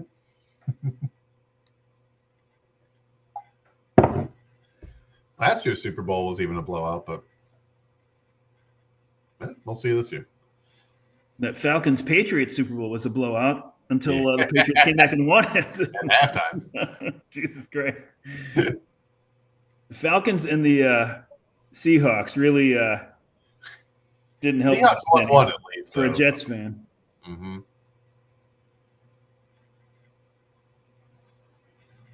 So what do you think your Jets' first game? Well, I think that it's positive. The feeling's positive, and I hate that because they still lost, But yeah, the offense looked all right. Defense didn't look so good. They still have trouble setting the edge, as they say, So hopefully they'll get that cleaned up. I don't know. And they're facing Pittsburgh. I don't know if Pittsburgh's going to be in the top half of offenses this year or not. So. Yeah. I think you're going to see the same thing that we saw with Justin Fields. I mean, it's a guy who can't see where the open man is, so he's got to fucking run. Yeah. Well, they're kind of designing. There's run plays that are designed runs. Because they have to, because they know what they've got. Yeah, the Jets are going to run a lot. They're pretty deep at running back. The line is still good, although Vera Tucker's out again. This just sucks. But I have it hard to hold it against Fields his time here, just because I don't think anyone in Chicago's had a good coach for the last since Lovey, 15, 20 years. What did you think? They haven't had a competent coach here. What did you think of the Bears? Do you know the Bears are the only team in the NFL who's never had a 4,000-yard passer or a passer who's had 30 or more touchdowns? Yep. They had never hired a coach that had coached for another team until John Fox. I think it was last year. The book I get, this annual, was talking about Derek Carr, talking about the Saints. I think, right? He was on the Saints last year. Would have been the greatest quarterback for the Bears history. I don't know, or maybe it was the Bears chapter, but they said like Derek Carr's year, that year he had the year before, so I guess 2 seasons ago, would have been the most touchdowns ever thrown by a Bears. It's like he would have broken the Bears record, and like Carr was generally not damning with faint praise. Happy with his performance, really, and here so I don't know. That says it all. Yeah. Never seen good quarterback play here. Did you think Ben Johnson seemed okay? The team they're just 4 offensive offsides in the first half. Tells you all you need to know about that team. I can get that cleaned up. It's opening night, man. Just when I say hike, go. Come on, boys. Who are the offensive offsides on? Was it the line or was it the receivers? 3 on. No, they're all on the line. All of them. Wow. No. One was DJ Moore turning up before the ball was being hiked. So no attention to details. I'm hoping that Ben Johnson will be more of a football coach and kind of not let shit get away with shit correctly. Here's the thing, though. If he's not set and that ball's hiked, isn't that on Caleb Williams? No, I can't. No. He's the one that's got to give the signal that everything's ready to go. If it's one guy moving before everyone else, that's not on the quarterback, dude. No, I thought he was in motion or something. He just didn't get set. Yeah, the one time he was going ahead of time, and then he curved. He started running upfield before he hiked the ball. Oh, dude, he was running away from him. Running away from the quarterback. That one play before they hiked. The fourth quarter, they picked up the flag. There were 2 flags in the play, and they picked up the one they just called roughing on Caleb. Right, they picked up the one on DJ Moore. Yeah, DJ Moore got fucking just laid out. But if you looked at that on replay, there was nothing wrong with. Which is why they picked that flag up because he didn't hit him in the head. He's trying to get to the receiver as he's catching the ball, so it'll be an incompletion. He led with his shoulder. There was nothing illegal about it. He didn't hit his head or anything. And they called. I think what happened was on that play, he lost he got his wind knocked out of him. Yeah, and he got his fucking bell rung. Because he got stopped like that. Well, there was 2 guys. Is what we're saying. There was 2 guys. A little bit. He had. I don't know if they would have picked up the flag if they didn't have another one in the same play. And I think that would have been a real crime because there was nothing wrong with that hit. How are you going to? You don't want your guy not to make that hit. He also got hit by 2 dudes at the same time. Yeah, that's why it was legal. But they were both legal. It looked worse. You don't want people dying on the field again. Right. Remember when we had to cancel that Monday night game? That sucked. Yeah, that was the last game of the season too. That fucked everybody's fantasy out. And now he's a zombie. I was in the championship. He's actually their safety again. I know, he's a zombie. He came back from the dead. He's playing court. He's a zombie safety. I was in the fantasy championship that night, and because I'm the commissioner, I just said no, because he offered to split it with me, even though he won. But I would have won if the game had continued. And I was like, no, you won fair and square. But yeah, that sucked. Football going to football. Bears going Bears, and football's going football. What you gonna do? But I don't know that unless you make contact with the helmet or you lead with the helmet, they can't call any of that stuff. Right. I don't think. I think it's what they're trying to control, and they will call it because they don't want players to play like that viciously anymore, which is what the coaches coach them to do. But the NFL doesn't want that much violence because they don't want people to die. No, they don't want the backlash about people's brains getting squat. They don't want someone dying on the field. They don't want any of that. They've already settled future concussions. They already got that agreed, remember? They're not paying any more for any more concussions. That's on you. Y'all signed up. Y'all know what you're getting into now. Yeah, it's a vicious sport, man.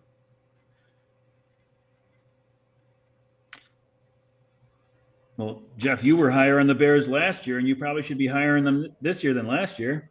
I'm tired of being high on the Bears. Yeah, I've learned my lesson to be behind the Bears, dude. They're until What they, I found out is that shit is ditchweed. yeah, they have a guy Fucking who only might lasts for coach a now. little bit, man, and then you got a headache.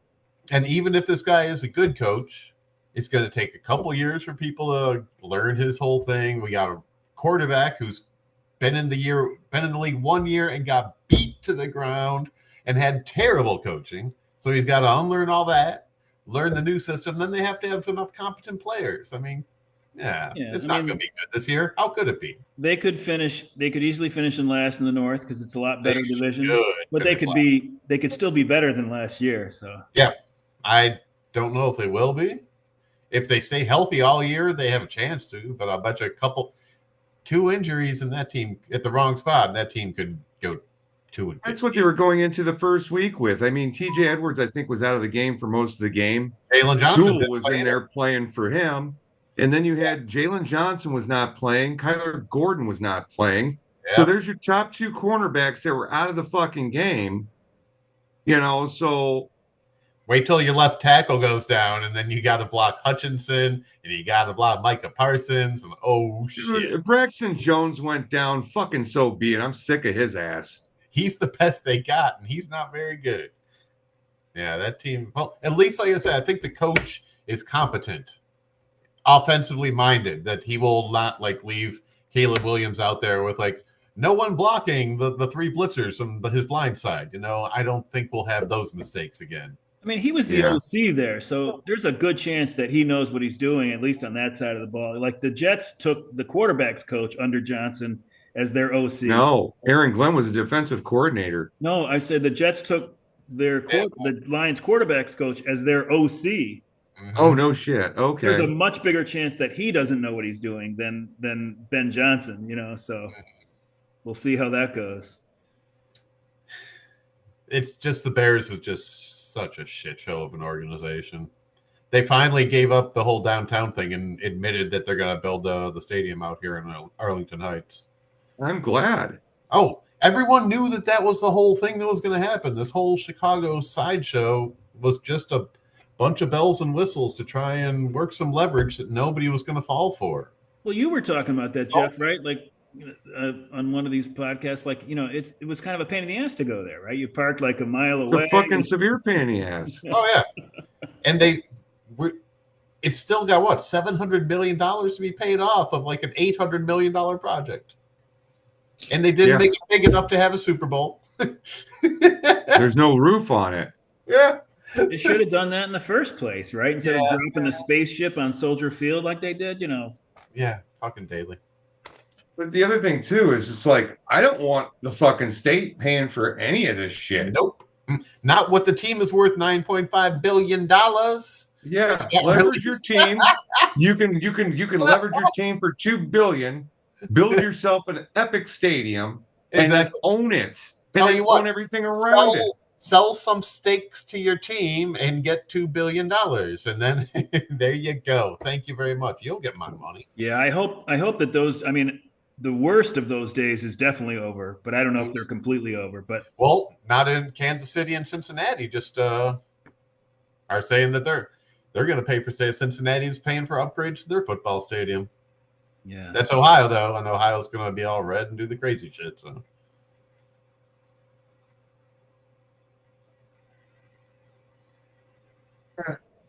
Fuck these billionaires, man. Yeah.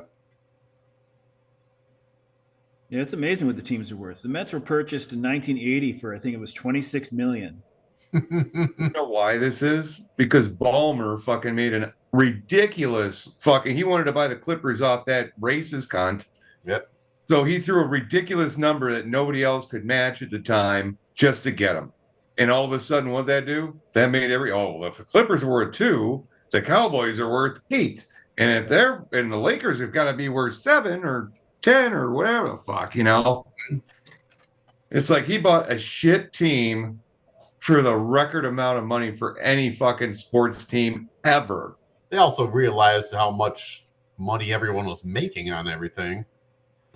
Outside of baseball, where you don't have to tell anybody. I think Ballmer's just got so much money, and he wanted the Clippers, and he wasn't going to be able to be told no. I hope they take the Clippers away from him after this Pablo Torre report this week, dude. Oh, dude, I'm with you on that. You don't think? Oh, if you don't think he wasn't circumventing the fucking cap, you're an idiot. If he spelled it out, obviously, that Ballmer put in $50 million into this company, and Kawhi got paid $7 million a year for 4 years, and then a $20 million little cap here at the end, a little bonus at the end. So he got paid 48, and he put in 50. Is that just a coincidence? Yeah. And then Kawhi didn't have to do a single thing, right? He didn't do a single thing. Then he claimed bankruptcy, which is fraud. Well, the whole thing is that fraud. They had Robert Downey Jr., they had Leonardo DiCaprio, and all these people were being paid they were getting $1 million, but they were also doing stuff. They were doing appearances, or they were tweeting about it, and they were saying that and here Kawhi is getting paid $7 plus a $20 million bonus and didn't do a thing. And written into the contract, which they got a copy of, they said, here's what we expect you to do, but underneath it says, you don't have to do that if it's against any of your beliefs with a small b, which means you don't have to do shit. And Kawhi's like, yeah, I don't do shit. Apple time. Fuck it. Yeah. Well, that's right. You know basketball a little more. I follow basketball as much as baseball, so that's my football. You're in the free basketball league, right? Yeah, I love that league. That's fun. I think I got one more guy that's going to do it. It's my friend's son. I was over awesome. there. Bring him in. They're Steelers fans, and I was over there watching the Jets Steelers with them because I didn't get the Jets game here because the Patriots game is on the same time. And of course, they always show the Patriots instead. So anyway, he took pity on me and invited me over. Nice, yeah, bring him in. His son was on my son's baseball and basketball teams and stuff like that. But nice. But he does like fantasy leagues and stuff like that, like multiple ones. So I've got a basketball league. It's not going to be very exciting because it's for no money. But you come in and it's only 10 guys a team, and you start 7. So he was surprised. He was like, "Oh yeah, I'll do it." So more the merrier. We got one more. Fantastic. I wonder why Pittsburgh doesn't have a basketball team. They got everything else. Yeah. Yeah, baseball, football, and hockey. Philadelphia's got all 4. I mean, they've got Pitt, so they've got college basketball. I wonder if they've ever had a basketball team there. I wonder if it was ever like a semi-pro or WBA or whatever the fuck it was back in the day when the NBA, or is it ABA? Yeah, back in the 14th or something, maybe. There was like CBL too, I think, back then. I'm not sure. Well, what were the two? What were the two ABA groups and NBA. ABA and NBA. Yeah, and that's how the Philadelphia 76ers got into the fucking NBA, right? No, they were in before that. Philadelphia had a team before that, and then they became the 76ers. Well, Nets came in. Because when Wilt scored 100 points, that was in Philadelphia. Or it was in Hershey. Yeah. It was in Hershey for the Phillies. Nets got Dr. J from the Virginia Squires, and then they came to the NBA. The Bulls got Gilmore when he came in. That was so cool. How about those guys that were forced to sell their team? I think they're out in St. Louis or something. Yeah, dude. They just recently settled with them. Yeah, for almost like $500 million or some shit, so they didn't have to be paid out anymore. They were making hundreds of $millions every year. Smartly played. That's money for nothing. We've got one more year of baseball. Art Doppler and shit. We've got they won the lotto. Yeah. We've got one more offseason of baseball that won't have any Yep. And then next year, and then I think we're gonna be done for a little bit, Lou. Oh, you think there's strike or lockout? I think there's going to be a major lockout, and the owners are going to be pissy about it. And once again, I think it's going to be back like the the 94 one, where the owners got to get on the same page. They still have like rich owners and the Dodgers and the Mets and all the big teams, and then you have the Pittsburghs and the other teams where it's the small markets. The big markets and the players are on the same page. Yep. It's the small markets. So they've got to do something where if they're going to have this like kind of luxury cap, or whatever luxury threshold. It's not a hard cap. They've got to have some sort of a floor. It doesn't have to be a strict floor, but it's I got don't to be even want something. any cap, dude. You can't put a cap in now that the Mets have spent $75 million on the player for the next 15 years. That's not fair. But it's not players owners like it has been. It's small market versus big market and players. Players and The owners, players are big also against markets are on the owners, same too. side. No, I wouldn't go that far. I think the players are, and even the players, it's a lot of the rich players who have priorities that don't line up with a lot of the younger players, obviously. And then owners are getting have the same situation that they've always had, where it's, rich owners against poor owners, and then the small markets get pushed around by the big markets. If they're smart, they listen and they just cash checks. I mean, the system is fine. I'm not saying it doesn't need to be tweaked, but I'm fine the with money it. that's shared it only makes sense if it goes into Baseball, them improving their payrolls. Yeah. If they're just pocketing it, and the Pirates are going to have Tommy Pham and McCutcheon out in the outfield, I love makes both you those realize players, that but I mean, come on. there are 30 companies that are working together. It's a huge monopoly. They're not bidding against each player as much as we think they are, especially when we have all that collusion stuff. Where, like, who's that relief pitcher? He's like, yeah, it was really weird 2 years ago. He's like, I didn't get any offers. And one day I got 4 offers for the same amount from 4 different teams. You're like, what the fuck, man? The Pirates, by the way, I asked, like, because they're running it through a computer algorithm.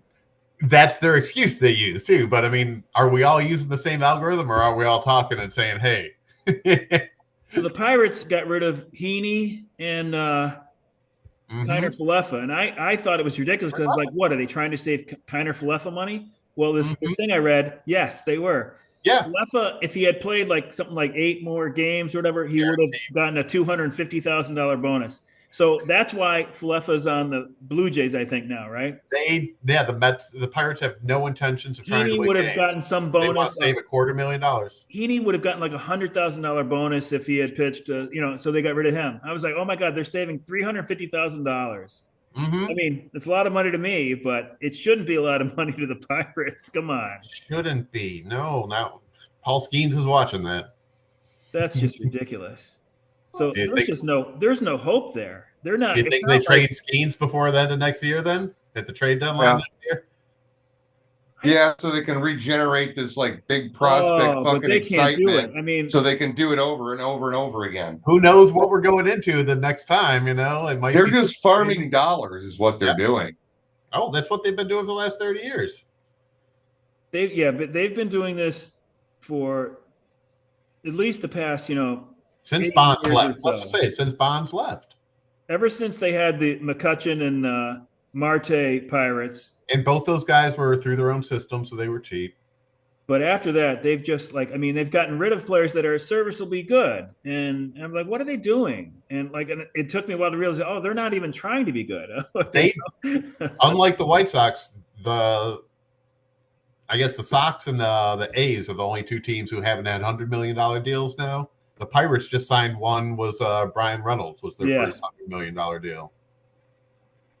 And they probably regret that. They're like, shit, what were we thinking? I knew I shouldn't have had that. They'll use it as an excuse that extra to do it ever again. Don't worry about them. Don't worry about Bob nutting. But that's, to me, Bob's got to get his nut. If you follow an incompetent team, I think you can stick with them because eventually they'll get somebody in that knows what they're doing. But it doesn't matter with the Pirates because they're not trying. They could be the Cleveland Guardians if they wanted to be. They're not incompetent. They're trying to save $350,000 for the last 2 months. It's sort of evil. That's the priority. It's a business. But the other side of it too is you can let those guys go on to other teams that they might do better at, that are in the hunt to go for the playoffs. Isaiah Kiner Falefa, where'd he go? Toronto? Yep. Yeah. Oh, and then he's in a better they're going to play their young players. Yeah. He's going to make extra money. He's going to make some of that money up if he's on the playoff roster. Yeah, but that's but I think somebody did posit that. I don't know if it was you. It's like maybe they're doing him a favor. They're letting him go to a contender. And I was like, well, I guess I didn't think about that. but that's not why they did it. I mean, it's Where did he go? consequence. They did it to save that $250,000. I can't believe it. Exactly. But it works out for both sides, and they didn't save that goddamn much. Mm-hmm. And it may work out for you, but it's working out for me. Kiner Falefa is a distant relative of Ralph Kiner, a big all-time pirate. I mean, so if you're going to, how do you think Paul Skeens feels about that when you're going to send out Haney in your head, sending out a starting shortstop, bringing in some kid? He's like, Skeens is still trying to pitch. He's still trying to gather some stats, right? I'm trying to look good here and win a Cy Young. Yeah, that would really test me. I'm a very patient fan, but if the team is not even trying to be good, I root for plenty of incompetent teams. We got one on the South Side here right now. That's forgivable. I don't know if you heard. They're not spending much money. Did you see the salaries that are committed for the next 2 years for the White Sox? But here's the thing, though. If they really wanted to compete in the next couple of years, they can go out in this next offseason and sign a few people and get their fucking salaries. I know. The Pirates could do that too. The Pirates could do it any year they wanted, right? All I know is they're on the right path so far. I mean, the guys they've got up right now, I think Teal's a good player. I think Colson Montgomery's a good player. Miguel Vargas, he's never going to be a fucking star, but he's going to be pretty serviceable. He's Steve Oniveris. They have, the committed salaries for next year on the books, $20.6 million. And the year after that, 15.1. After that, no money on the books. They have $35 million in future salaries signed up. That's it. They still have Talkman in the outfield? They also have nobody going to their games either. I know.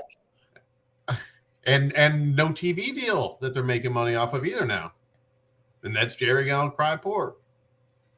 My ass. You're not paying nothing for the stadium. You're getting all the parking money. You're getting all paying rent, isn't he? No, they don't have to pay rent unless they draw over 1.8. That was in the original deal. Oh, if they draw, unless they draw over 1.8 million. Yep. No wonder why he's dumbing it down. This is like how it's always been. In Major League, right? Or the Natural, right? Mm-hmm. Don't want to be too good. That's what Jerry always said. You don't want to be. Ideally, you want to finish in second place every year and give people hope that they'll come out. But then you don't have to go and spend more money on big salaries. He's on the record for saying that.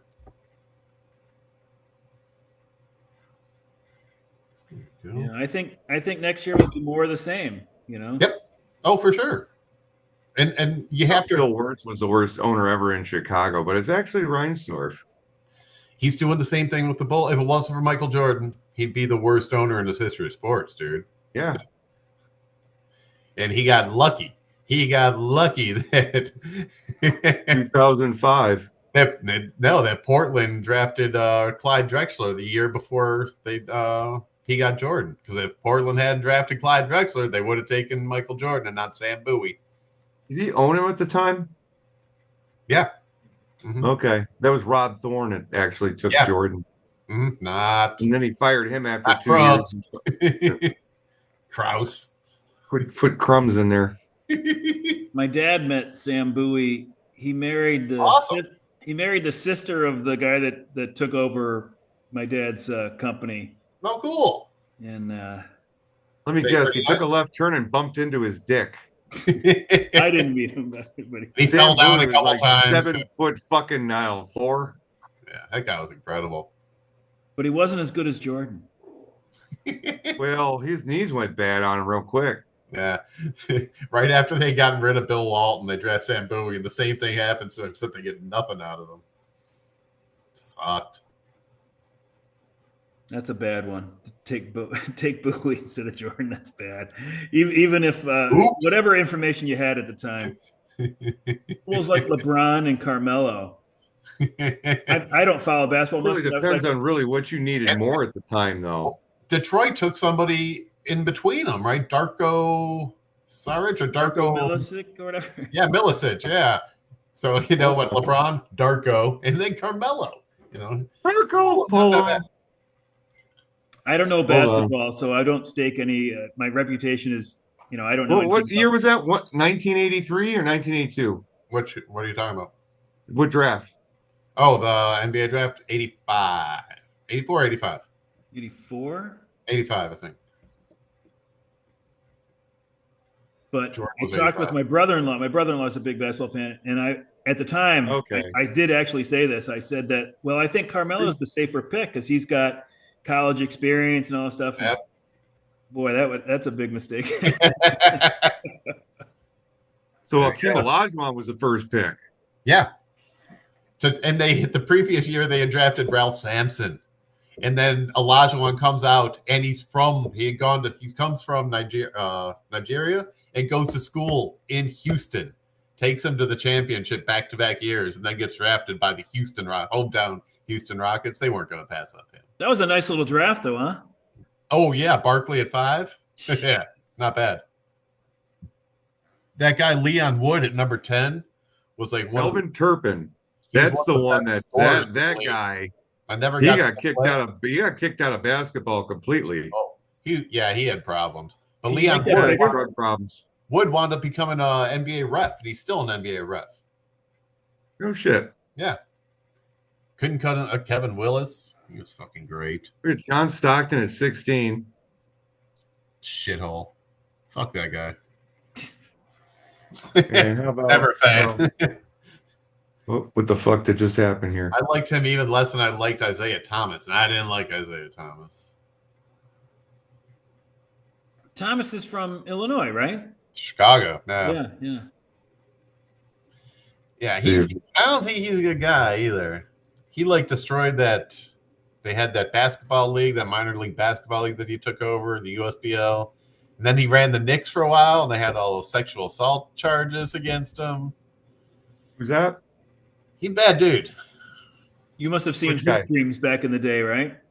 Seen what? Hoop Dreams? Oh, yeah. Yeah. The Isaiah was the guy's hero, right? Yep. You went to the same school. Mm-hmm. Kevin Willis was a pretty good player. I always remember hearing the story that Kevin Willis, he was played for Atlanta for a bunch of years.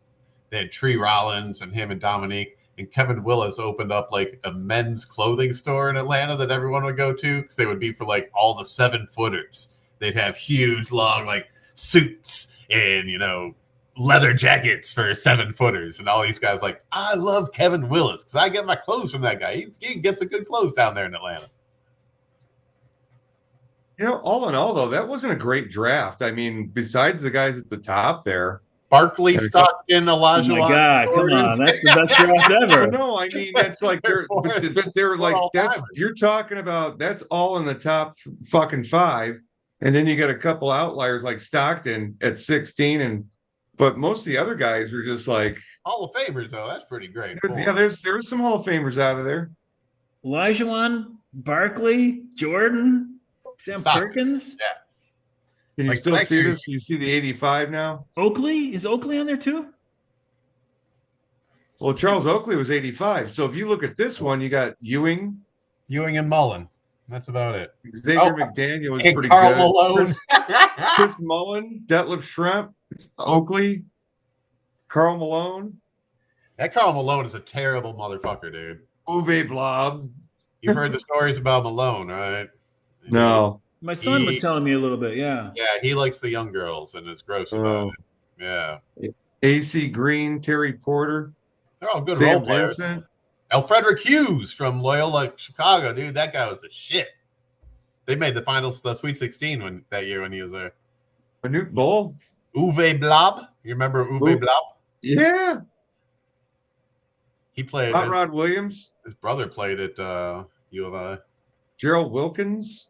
I watched so much college basketball from 79 to about 86. During all those DePaul years, I watched so much college basketball. I saw he's a women's coach, but I saw Doug Webb. I saw Doug Bruno at the airport in Hartford. Awesome. I went up to him. I said, because he was walking toward me. I was like, "Hey, you're a famous guy," Doug Bruno. 80. the 85 draft produced a lot of NBA players for a long time. Yeah, but Look at this one. Len Bias, number 2 in 86. rip. And then Chris Washburn was out of the league in like 3 years. He had problems. That was this year Del- when I came back Del from the Curry. beer league auction. Mm-hmm. So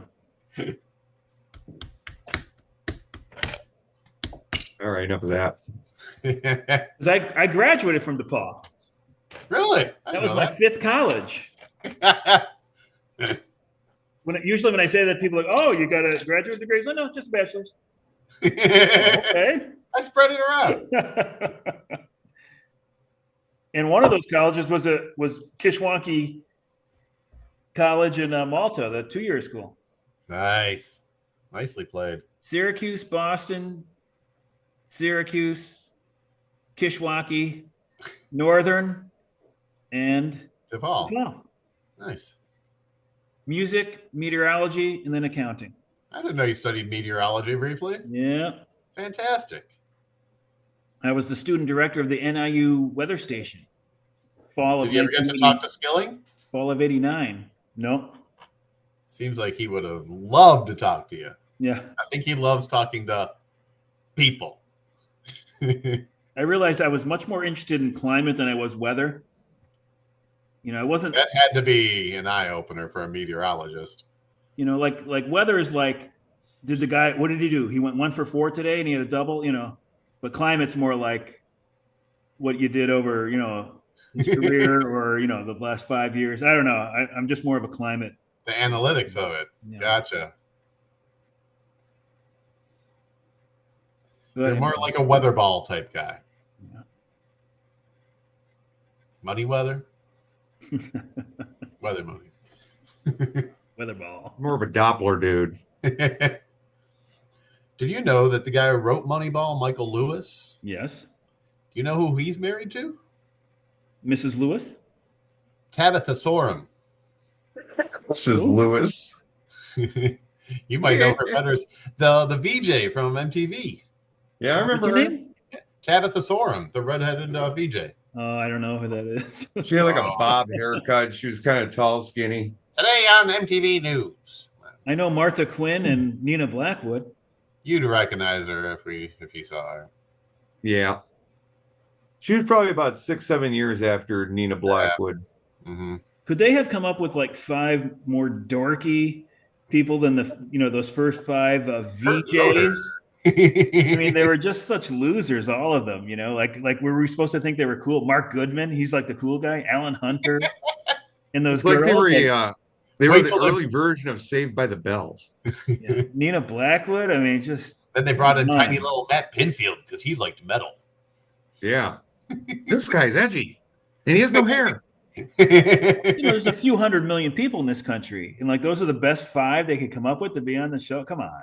I'm sure they fit the suit, and it was probably before serious algorithms back then. So JJ Jackson. I mean, what a bunch of dorks.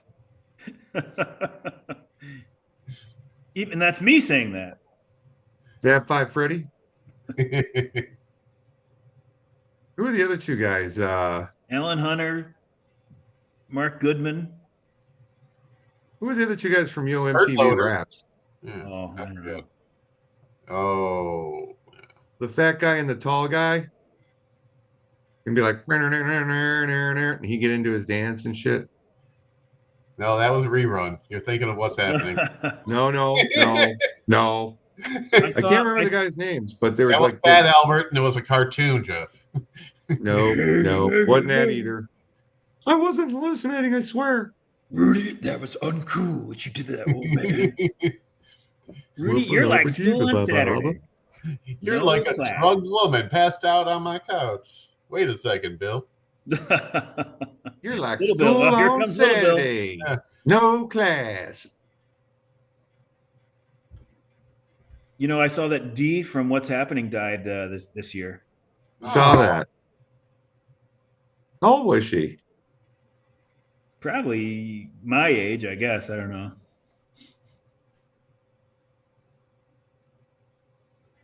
That was a bad show. I think Rerun's dead too, isn't he?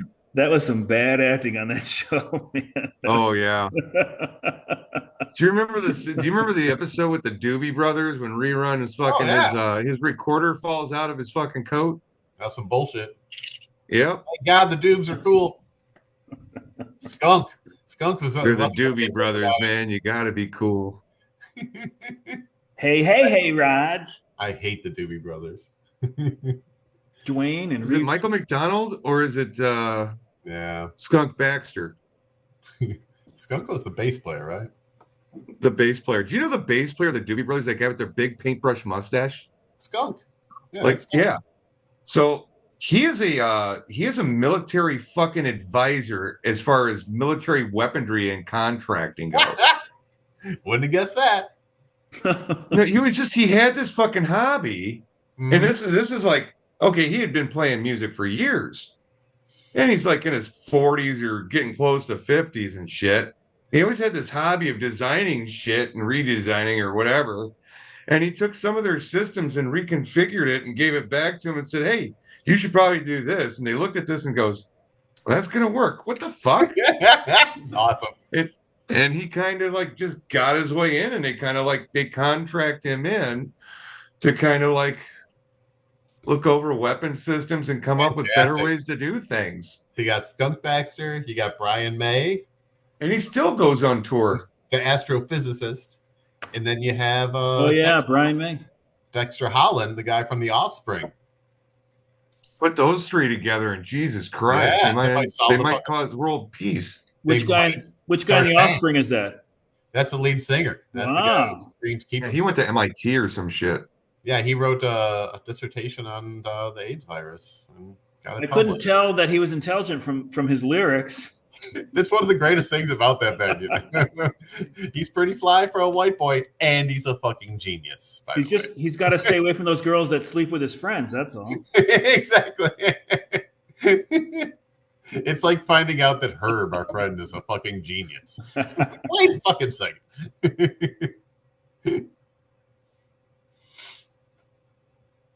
And here, I thought that Sting was like the really smart one. It turns out he's the dumbass, Yeah, he's just a liar.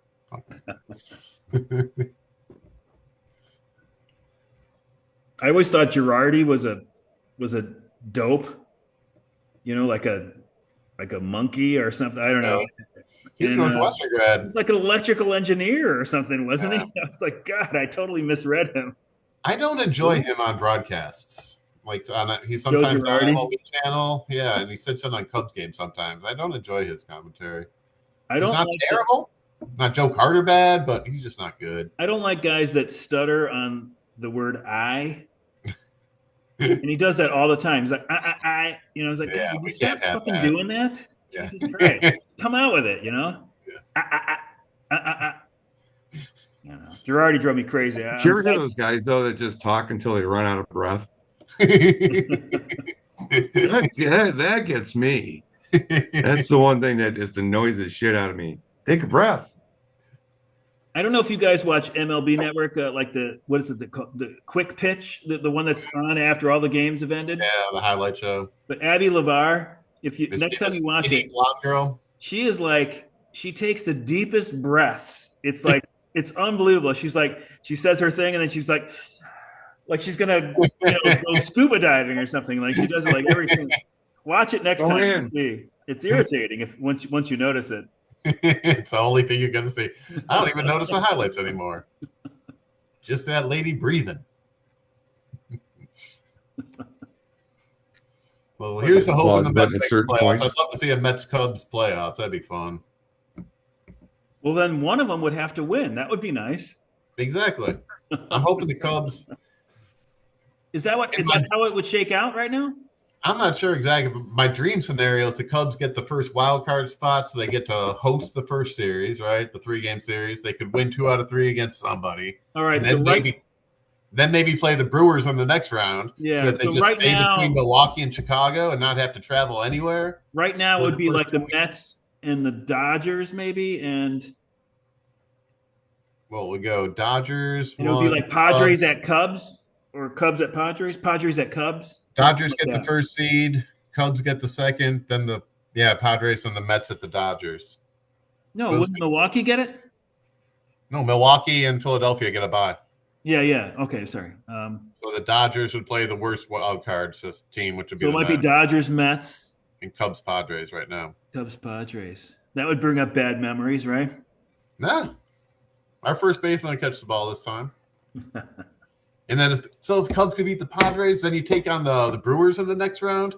That first round is That'd be 5 so much games, fun. right? Just having all the games like within 90 miles of Chicago for the first 2 weeks of playoffs would be so much fun. Wait, that first series is only best of 5, right? It's best of 3 at home. Yeah. Best of 3. Oh. Yeah. Then the next round, I believe, is best of 5, right? Or is it best of 7? I don't even know. They keep changing it on me. Yeah, Cubs. I would love to see a Cubs Brewers series. That'd be so much fun. Yeah, especially if we get some people back and their whole fucking thing cools off. They lost their closer. McGill is hurt. Yeah. Well, we lost ours too. Yeah, exactly. That sucked. Who? You mean Breslin? Valencia. Oh, yeah. Is he out? Yeah. Oh, yeah. He's probably going to be out for the rest of the year, I would imagine. Oh, at least. That's bad. You got to refill my drinks. Mm-hmm. He's the only hard thrower they have, right? Yeah, only guy over 100 right now. Unless you put Ben Brown back there. I'm going to hit that.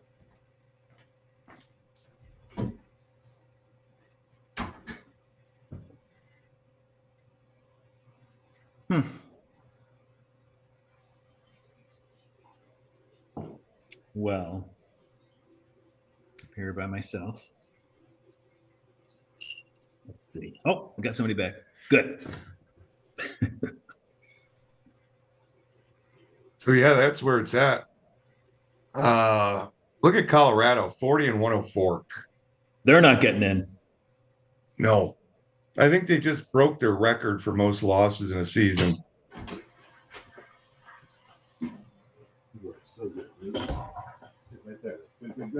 And they've been playing. Man. I'll tell you what. And they had been playing better for a while. I'm shocked that after the first part of the season that they're at 55 and 89. What? Who? You don't see the screen? It's really small. But who are you saying? Oh, the White Sox. They're 55 and 89 right now. So they're like, hey, we did better than last year. Yeah, I mean, I didn't think they would be this.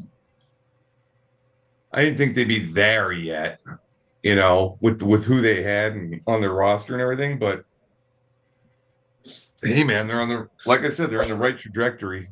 I mean, there was no way for them to be as bad as last year. But I was looking at it at the beginning of the year or in the winter, and I was like, on paper, they're worse than last year. So but they had a lot of young talent coming up. Yeah. Yeah. And a coach or a manager who knew what they were fucking doing. You got 2 pitchers, Hagen Smith and who's the other guy?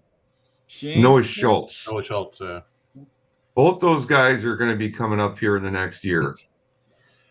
Let me bring up those are going to be your main stable fucking like starters and shit if it goes right. Yeah, they're not signing any pitchers. They don't develop players. Reinsdorf doesn't develop players. We've figured out. They'll bring in an outfielder, maybe a right fielder. Talent. They only have $20 million on the books for next year. I bet you they're under 100 for the year, though. They're not going to spend more than 100. Oh, yeah, definitely. They'll bring in maybe like a right fielder, and that's probably about it. And McCutchen is interested in coming back next year, and I don't know if the Pirates will have him back. Mm-hmm. So maybe he'll be playing right field for the White Sox. That'd be a good move. Huh? Aim for 60 wins, try and break 100 losses next year. 49-year-old Andrew McCutchen. How about Colorado? They won their 40th game. They're going to make sure the White Sox have the worst record in the history of baseball. There you go. That Colorado team is old. What was last year's? 40 and 102. 40 and 122. They won 41, I think, right? 41 and 121. Yeah. Well, Colorado's going to be terrible. They're going to be the worst team this year by far. I'm just shocked at how well the White Sox have actually done this year, to be honest with you. It's because last year was so bad. I know. It looked better. Yeah, you set the bar as low as possible, and then a 60 win season is like, all right. Minnesota has had an awful season and gave up, and they're 10 games worse than them. Well, what Colorado's doing right now is making what the White Sox are doing a lot better, but the White Sox have the second worst goddamn, Colorado. They're like right now sitting at the number 2 pick. I don't know. At least they can get the number 1 pick this year. That's the whole thing, though, which is great. I don't know if Colorado is seriously considering this stuff, but I saw something where they were talking about ways to improve the park to make the Rockies more competitive. And I really think, it's hindsight now, but I really think they should have had a park that was, obviously bigger than the average park, but they should have had higher fences, home run fences throughout the whole park. So that they wouldn't have had to have so much less cheap homers ground to cover in the outfield, because the problem is like, okay, the ball flies out of there, but it's not the only problem in Colorado. It's like you have such outfield space that you have, hits dropping in. I mean, it's a huge outfield. So if you had the fences higher and maybe not as far back, maybe it would help them. You'd have doubles off the wall instead of homers, and then you'd have hits that would turn into outs. Possibly. They also have terrible ownership, dude. Is that the Manford family, I think, or something like that? They're their fans are furious with ownership and hate. They've got a real handicap to deal with that park. But yeah, they are a team that's been incompetent. Like there's just been no direction. Like you sign Arenado for this lifetime contract, and you trade him like a year in or something, right? I mean, it was traded him 2 years later, and they had to include like $80 million in the deal for some reason. And I don't even know what they got. They signed Chris Bryant. Yeah. I mean, it didn't. Is Hunter Goodman Amish? No, he's Charlie Blackmanish. They have to have one of those guys all the time. Charlie Blackmon retires, and they hired a new beard. Look at him. Yeah. Him. Were caught robbing a liquor store in West Virginia. He really looks it. He looks like Alex Verdugo, doesn't he? The Verdugo. Give me the Verdugo.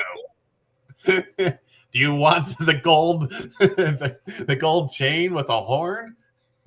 In hindsight, the Arenado deal doesn't look as bad as what I'm about to say, but Nolan Gorman was a prospect back then. And you would have just assumed that if you're trading Arenado to the Cardinals, one of the players you're going to get back is their third base prospect, Gorman. I know he's played second too, but he's really a third baseman. Yeah.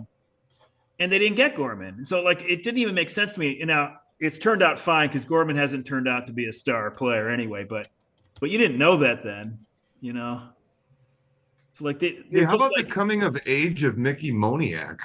Yeah, he's hitting the ball now.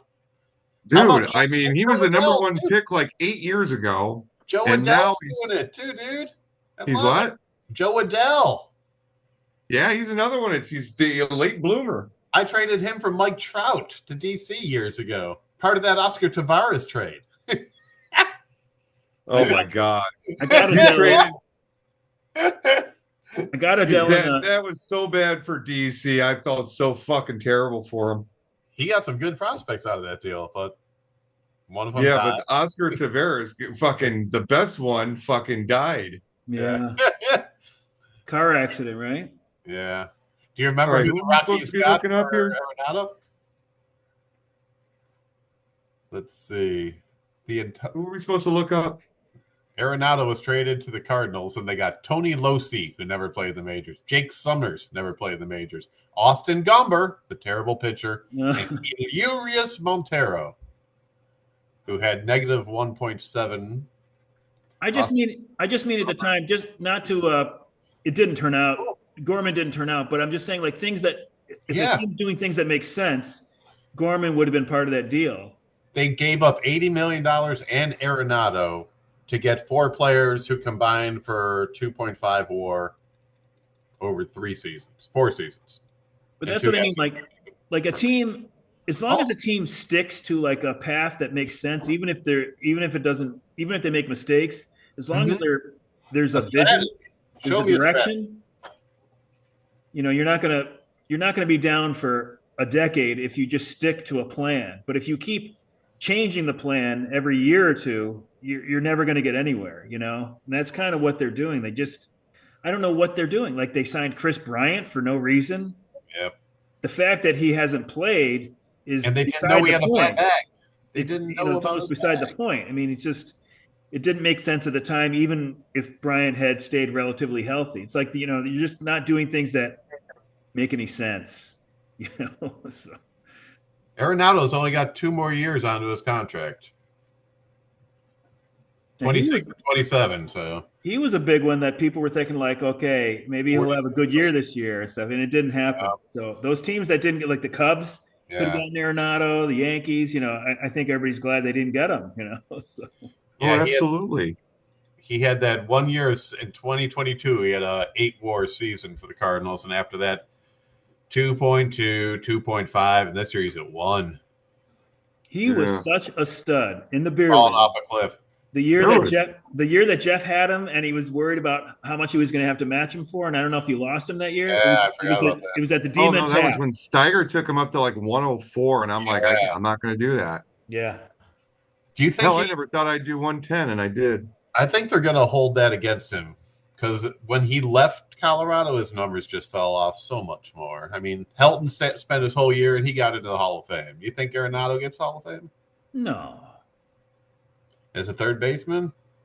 Not many third baseman in the Hall of Fame. It is an underrepresented position.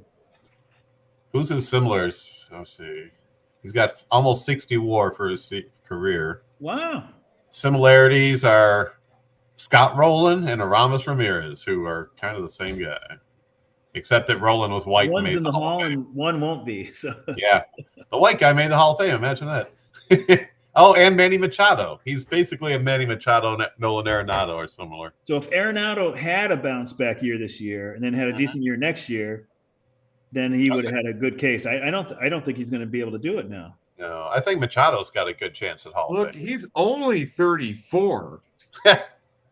I mean, here's the thing, man. It might just be a fucking just like he is fed up, his mental fucking thing going on in St. Louis.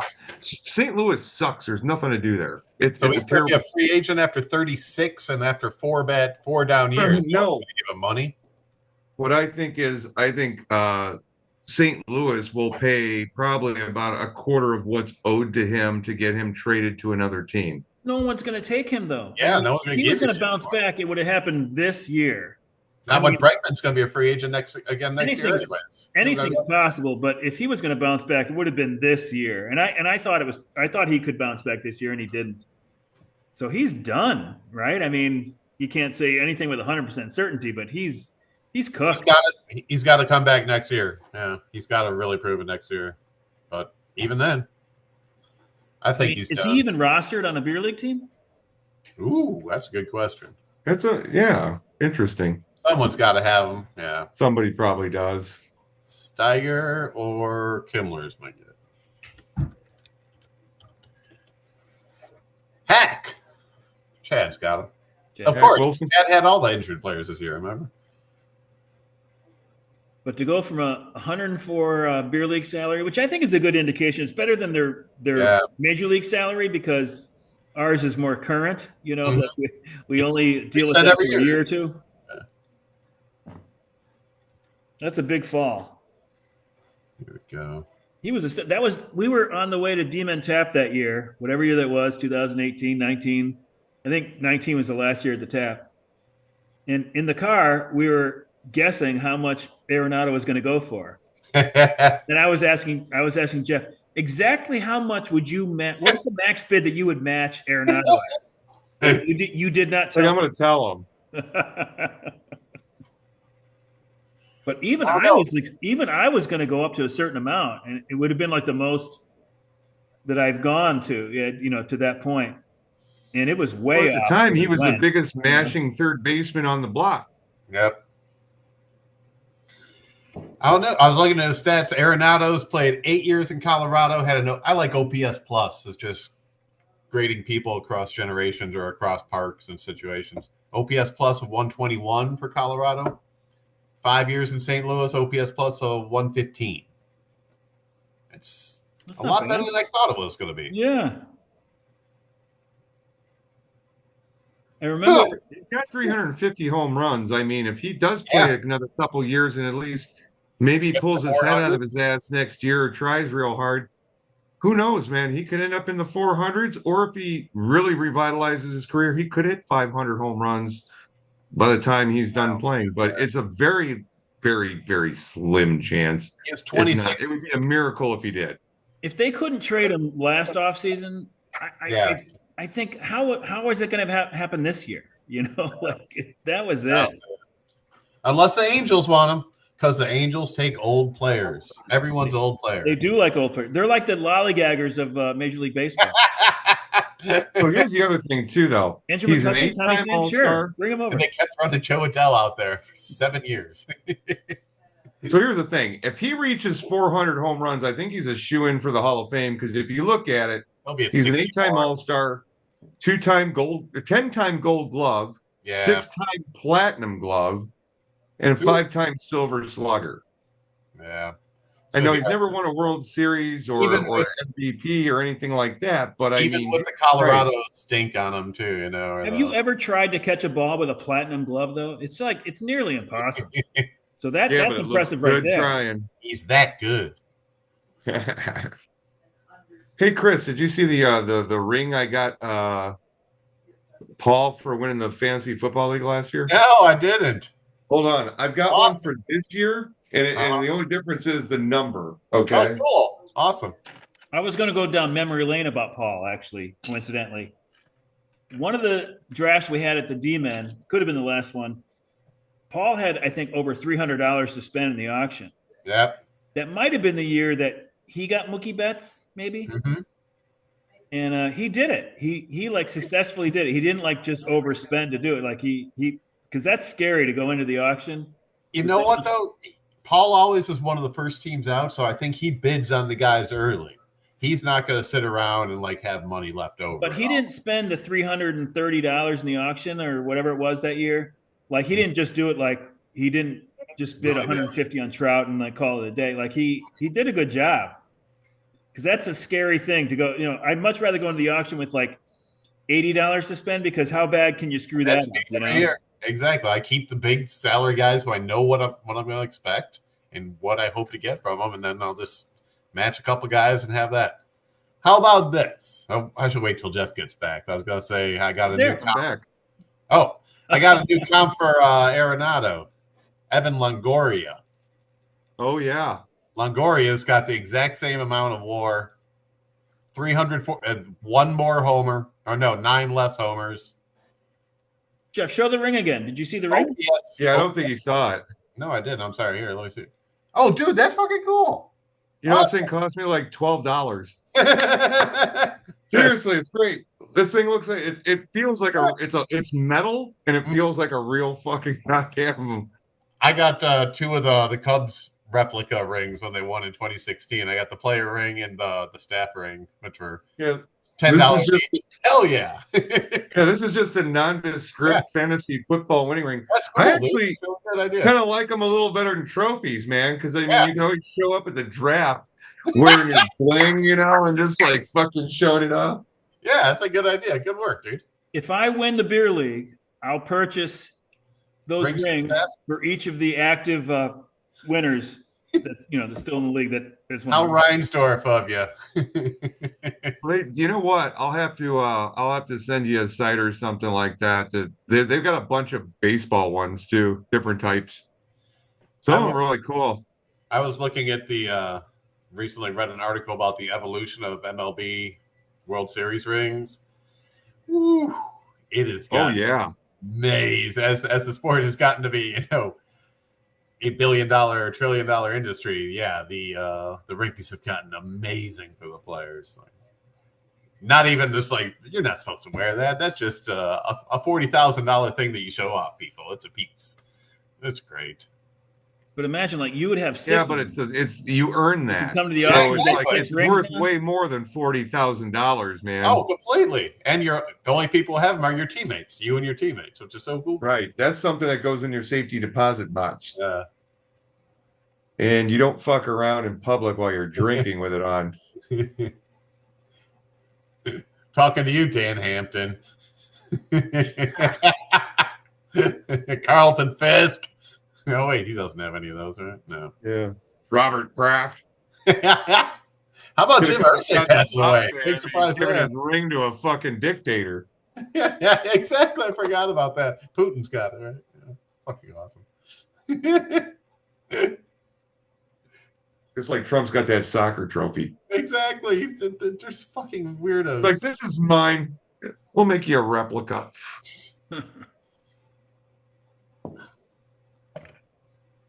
God. Anyway, let's not bring that idea. Exactly. They're watching. I should wrap it up soon. I have a school night for the kid. But how's she doing? Ben doing good out there at the football games already? They're playing The Grand Illusion this year by Styx. She's on snare. One of the 4 snares this year. It's pretty fucking cool.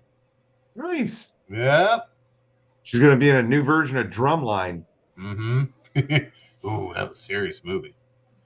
Not as entertaining as you expect. So if I go see Styx at the Durham Fair, I could yell up to the guy like, "Hey, I know Chris Larkin," and he'd be like, "Come on up. Do you want to do a song?" He'll say, "You know how to play the keys, right?" I brought my own. Bring your own guitar, and then you can just sit in with them. Do you have a guitar, Luke? No, never did. It should. You seem like the cool guy who would have a guitar.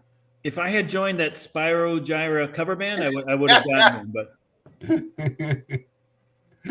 there's a man on the VMAs who was playing the guitar for the Ricky Martin songs. Nice. I think it's cooler if we can't see the keys you're playing.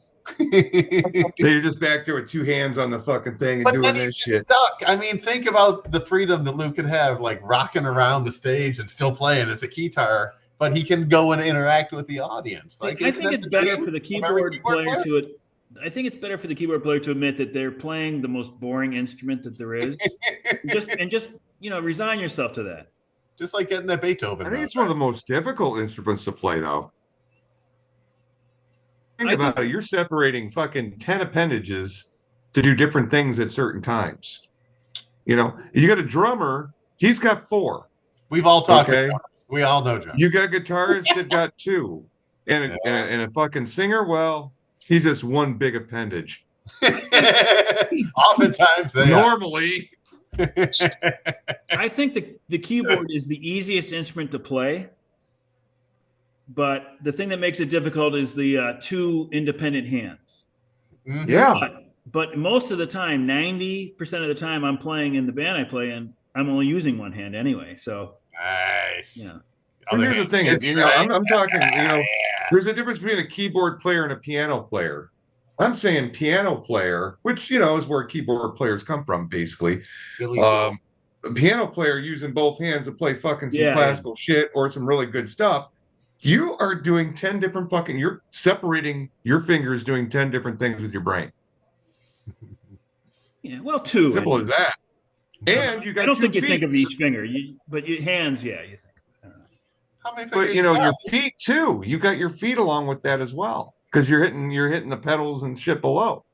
Yeah, a little sustain, unless you're talking like an organ, like a church organ player or something. Yeah. Well, playing the bass. Every piano I've seen has a couple of those fucking little press things. Those are just for show, Jeff. Oh, okay. Well, fuck. Maybe that makes the lid come off. But I do stand up when I play. I don't like the. Do you do comedy while you play? They sit down. Donald Duck costume. Yeah, so I stand up. I don't sit. That's too sedentary for me even. I spend 5 or 6 hours a night sitting in my brown chair. I'm going to stand up for the. Just try the guitar. It sounds like you're screaming for it. Like you'd really like it. Yeah, no. Yeah, if you're standing up, then you just need attention. It's the next step. It really is. Bring it back. Bringing guitars back. How could you show off those incredible dance moves if you weren't standing up? How about we cross a sitar with a guitar? We call it a sitar. Huh? How about a sitar? So do you ever jam at home with Mira? Do you play guitar and she plays drums? No. No interest. She's might play with her friends or in practice with the drum line, but yeah, no, she don't want to play with She doesn't that. want to play with her dad? Come on. That seems like that would be like the pinnacle of existence. I recently we were driving home and listened. The XRT was playing Genesis's "Turn It On." Remember that old song? Yeah. It's in 7/4 time. Oh. But it's got a great groove. But the 7/4, so he starts off at the first measure. He's hitting it on the 2, then it starts hitting it on the 1 for the second measure, and then it winds up having those weird breaks. So I'm like, she's listening to the song. I'm like, listen to the song. Doesn't it feel right? It's like, yeah, it's the minor, major breaks. Yeah, there's I'm going, count it out. It's in 7/4. She's like, what? Because interested in the different time sequences, and this counts out like, whoa, that's pretty cool. Yeah, that's prog rock. Daddy loves prog rock. It's not cool. Were you a huge Rush fan? Oh yeah, Rush and the old Genesis stuff I liked. But then I also liked Stuart Copeland was my favorite drummer. I liked him more than Neil Peart. I like the way Copeland just hits so fucking hard. I always liked that guy. But I was a huge Police fan. Yep. Mm-hmm. Police, Rush, and Genesis are probably my big ones growing up. So. Wow. You guys liked harder music than I liked. Not hard, I mean like intricate or whatever. That's what I liked about it. I was good at math and I liked prog rock. Yeah. I was into Fleetwood Mac too. In baseball stats, yeah, it all falls into. We're all liking the same stuff. I thought Fleetwood Mac was fucking good. All at the same point on the spectrum. Yeah, my son likes my younger son. He likes like Pink Floyd. Mm-hmm. He likes much. When I was and I still like this. I like simple stuff. I don't know, pop rock and Ramones and. Oh yeah, even better. Jerry Lee Lewis, and I don't know. I like stuff like that mostly. Rock and roll. As long as it's got like a rhythm and a groove to it, and fucking makes sense the way you put it together. The thing that bothers me is when people, some of these bands just get out there and they're just basically beating off one at a time in front of the audience. It's just like going on their little solos and. Hey, let's pass it back to the other bass player, and he goes on a bass solo. All of a sudden, goes to the drummer, and he goes on a solo. And I think it gets better as you get older, though. Crazy. I think the young guys do a lot of that, and the old guys, like the band I'm in, I'm the second youngest of the 4, so we're old. But I think when you get older, you just want to make good songs. You don't have to show off. I don't care. I'm not looking for the greatest keyboard player around. I just want to make the songs better. That's all I try to do. So yeah, I think when I was in high school, I'd be like, well, I got to do something with my other hand too because I'm here and I want to show. Now I don't care. I don't give a shit. If I'm playing 2 notes and holding, I don't care. The older I get, the more I enjoy minimalism. I have an accordion, yeah. It's hard for me to do it because I've got bad carpal tunnel in this wrist. Mm-hmm. So I can play it for like maybe 5 minutes at a time, and that's about it. Weird Al has a stage at Riot Fest this year. He's headlining. It's a bad angle for your wrist. It's just toxic to me. I haven't even picked up the accordion in probably at least a year. But it's in our house. I love playing it, but I can't do it. It's like riding an accordion.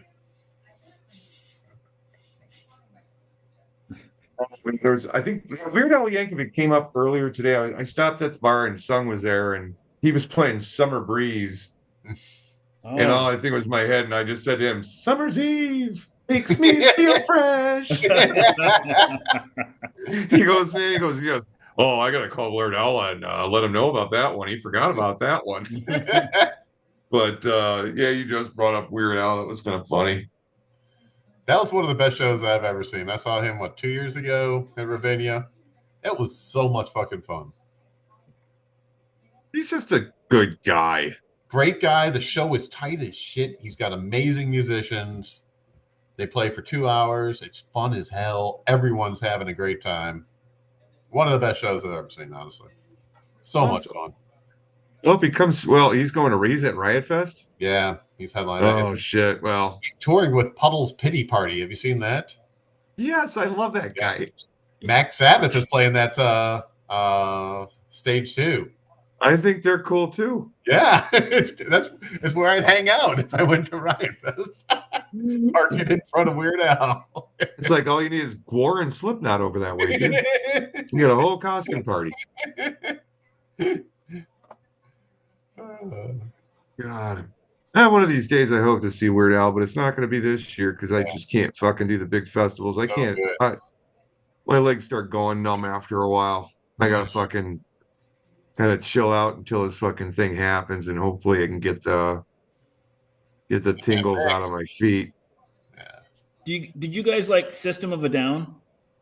No. I was really unfamiliar with them, and they just played 2 shows at Soldier Field, and I don't know anything about them. I didn't either. I saw a clip of they went to a Cubs game, and then they went across the street to Cubby Bear, and there was a System of a Down cover band playing, and they went to, and there was very few people there, and they went up there, and like the lead singer got on stage and sang with them, and the cover band was pumped. They were so excited to be playing with them. I saw the video of that. It's pretty cool, you know. But that's not my kind of music. When we bought our house in Forest Park, there was a teenager named Joe lived across the street. He used to like it was cute. It was like 12 or 13. He had like a little tractor he'd ride around. He would shovel. He had a business, you know, it was like he called it something, had a sign and everything. Anyways, when he got a little older, I asked him what bands he's into. And I wasn't 40 yet, so I was in my 30s. And he said System of a Down, and I was like, "What? System of a Down?"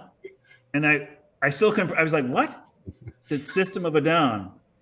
I was like, "System of a Down?" And he's like, the old white guy. Yeah. And then I just like walked away like defeated. I was like, talking about somebody with Down syndrome. You know, like I couldn't even compute what he was telling me, and I was like, "Oh my god!" I'm pathetic, you know.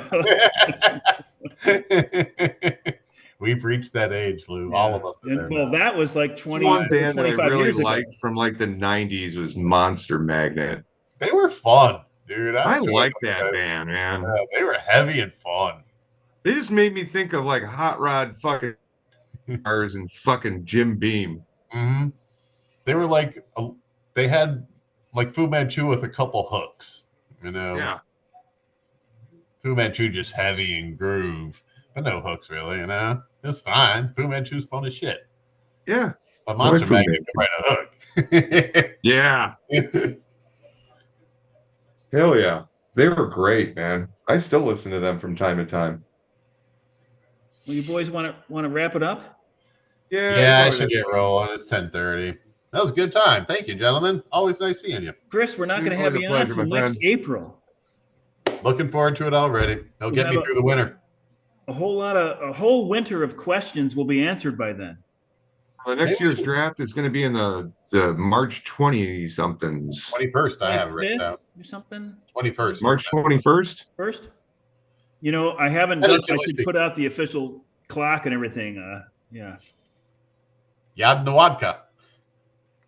Yeah, we won't have to have it on March 8th or whatever we've had it. So this will be later than we've had it in a while because of the WBC. You know, there's no international games opening up the season now. So fantastic. Right. Good. And hopefully they don't have somebody playing Japan like 2 weeks before the goddamn season starts. That's what I mean. Because the WBC, they won't have that. Mm-hmm. They already announced the schedule, so I could have put it out a couple weeks ago. Cool. All right, rock and roll. Sounds good. It'll be less likely that Chad will have Garrett Cole on his team injured. Injured. Sorry, Chad. All right. Well, good wrapping with you guys. It's going to be a fun last 3 weeks. Of course. Hope you haven't keep your eyes peeled. Good luck to you. Maybe we'll talk to you during the playoffs. Hopefully we see some Cubs and Mets. Yeah, we always talked about maybe having everybody on for an open house. Or a watch party if we do. Yeah, that'd be fun. Well, unfortunately, I think that last week I will be in the hospital. Oh, yeah. Oh, maybe during the playoffs we could do it. Yeah. It'll be probably World Series time, Yeah. and I'll probably be televising from my bed. Maybe we'll But see that Mets Rays series. I'm just hoping the Rays make it so that they have to figure out where they're going to play games. Chaos, just any sort of chaos. I Oh, hope. I'm totally rooting for that because you know that Manfred's not. Exactly. Then I am. Great rapping with you guys. Weird ass fucking like realignment thing that he put out there. Did you see that shit? Yeah. Yeah, whatever. That looks stupid as shit. Yeah, but in my defense or in his defense, I was against the DH in the National League. I was against the pitch clock. I was against the man for man. Now I don't give a fuck. I kind of like it all. I'm fine. Do whatever you want to do. I'm old. I thought it. I think it could be okay, but I just thought it was weird that he mentioned it and blew everybody's mind during the Little League World Yeah. Series. You know, it's like it wasn't the time and place. You know. I think he's trying to get ahead. There's no talk of any relocation now, so I think he's trying to get ahead of it, and that's when they can do expansion talk. When no one's trying to look for a new place, that's when we can get billions of dollars for a new team, hopefully. So we'll see. They're talking Nashville. That's all they're doing for. Salt Lake or Schaumburg might get a team. Come on. Anyways, nice seeing you, gentlemen. All right, buddy. Take care. Take care. Go Knox. Talk to you later, boys. All right. See you, buddy. Bye-bye. Well, another one in the books there, Lou. Yep. So let me look at the schedule here. We got next week possibly Kimmler. Yep. And then the very last And week of the then- season, we might be able to get Mike and Phil on. Okay. And then maybe the 30th. If it's the 30th and we want to just put an open invitation to everybody and just have people pop in and pop out as they want, Yeah. you know. Sounds good. Yeah, why not? All right, Jeff. Get some All right, sleep. dude. Well, you have a great night. Good luck to your Jets and your Mets. Jets and Bears No, I play this think year? so. I don't think so, probably, right? What? Jets and Bears play this year? I don't think so. I don't think so either. I think it's kind of like they're playing the division with the Bengals and Pittsburgh and Browns and Ravens. Okay. So I think that's the group they're playing this year.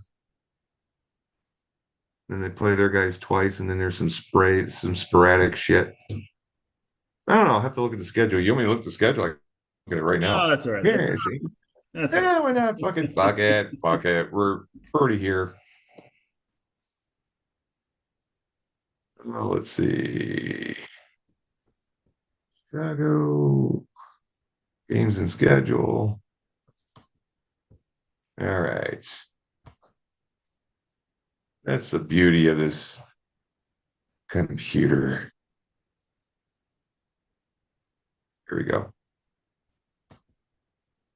That is the schedule. So it goes Detroit, Dallas, Las Vegas, Washington, New Orleans, Baltimore, Cincinnati, New York Giants, Minnesota, Pittsburgh, Philadelphia, Green Bay, Cleveland, Green Bay, San Francisco, Detroit. It is going to be one tough season for the Bears. Yeah, the last 5 games is tough. Oh, here's the thing though, you never know, because I mean there could be like major injuries that totally blow up the team, and you know, Not who's their Cleveland, starting but- quarterback, how's the backup doing, you know. So there's a lot of weird shit that goes into this, but this doesn't look good from the teams I saw last year. I mean, the Giants, they should be able to beat them. New Orleans, they should be able to beat them.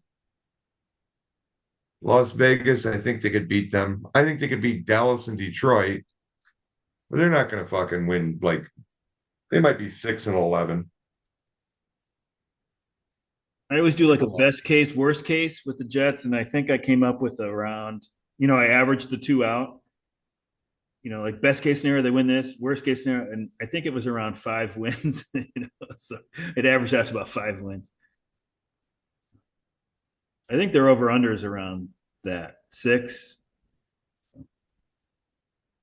Yeah. Jets could be 0-5. I looked at their schedule, and I was like, well, I guess I would have been happy with like maybe 2-3, and they've already lost the first game, so we'll see. Yeah, but they played Pittsburgh pretty fucking well. They played all right. You Pittsburgh don't has know a if pretty good. Pittsburgh didn't play well though, too. It's tough after They did after not play one well, game. but they have a pretty good defense. And the Jets under Aaron Glenn right now, they showed fight. Yeah. Last year they kind of quit.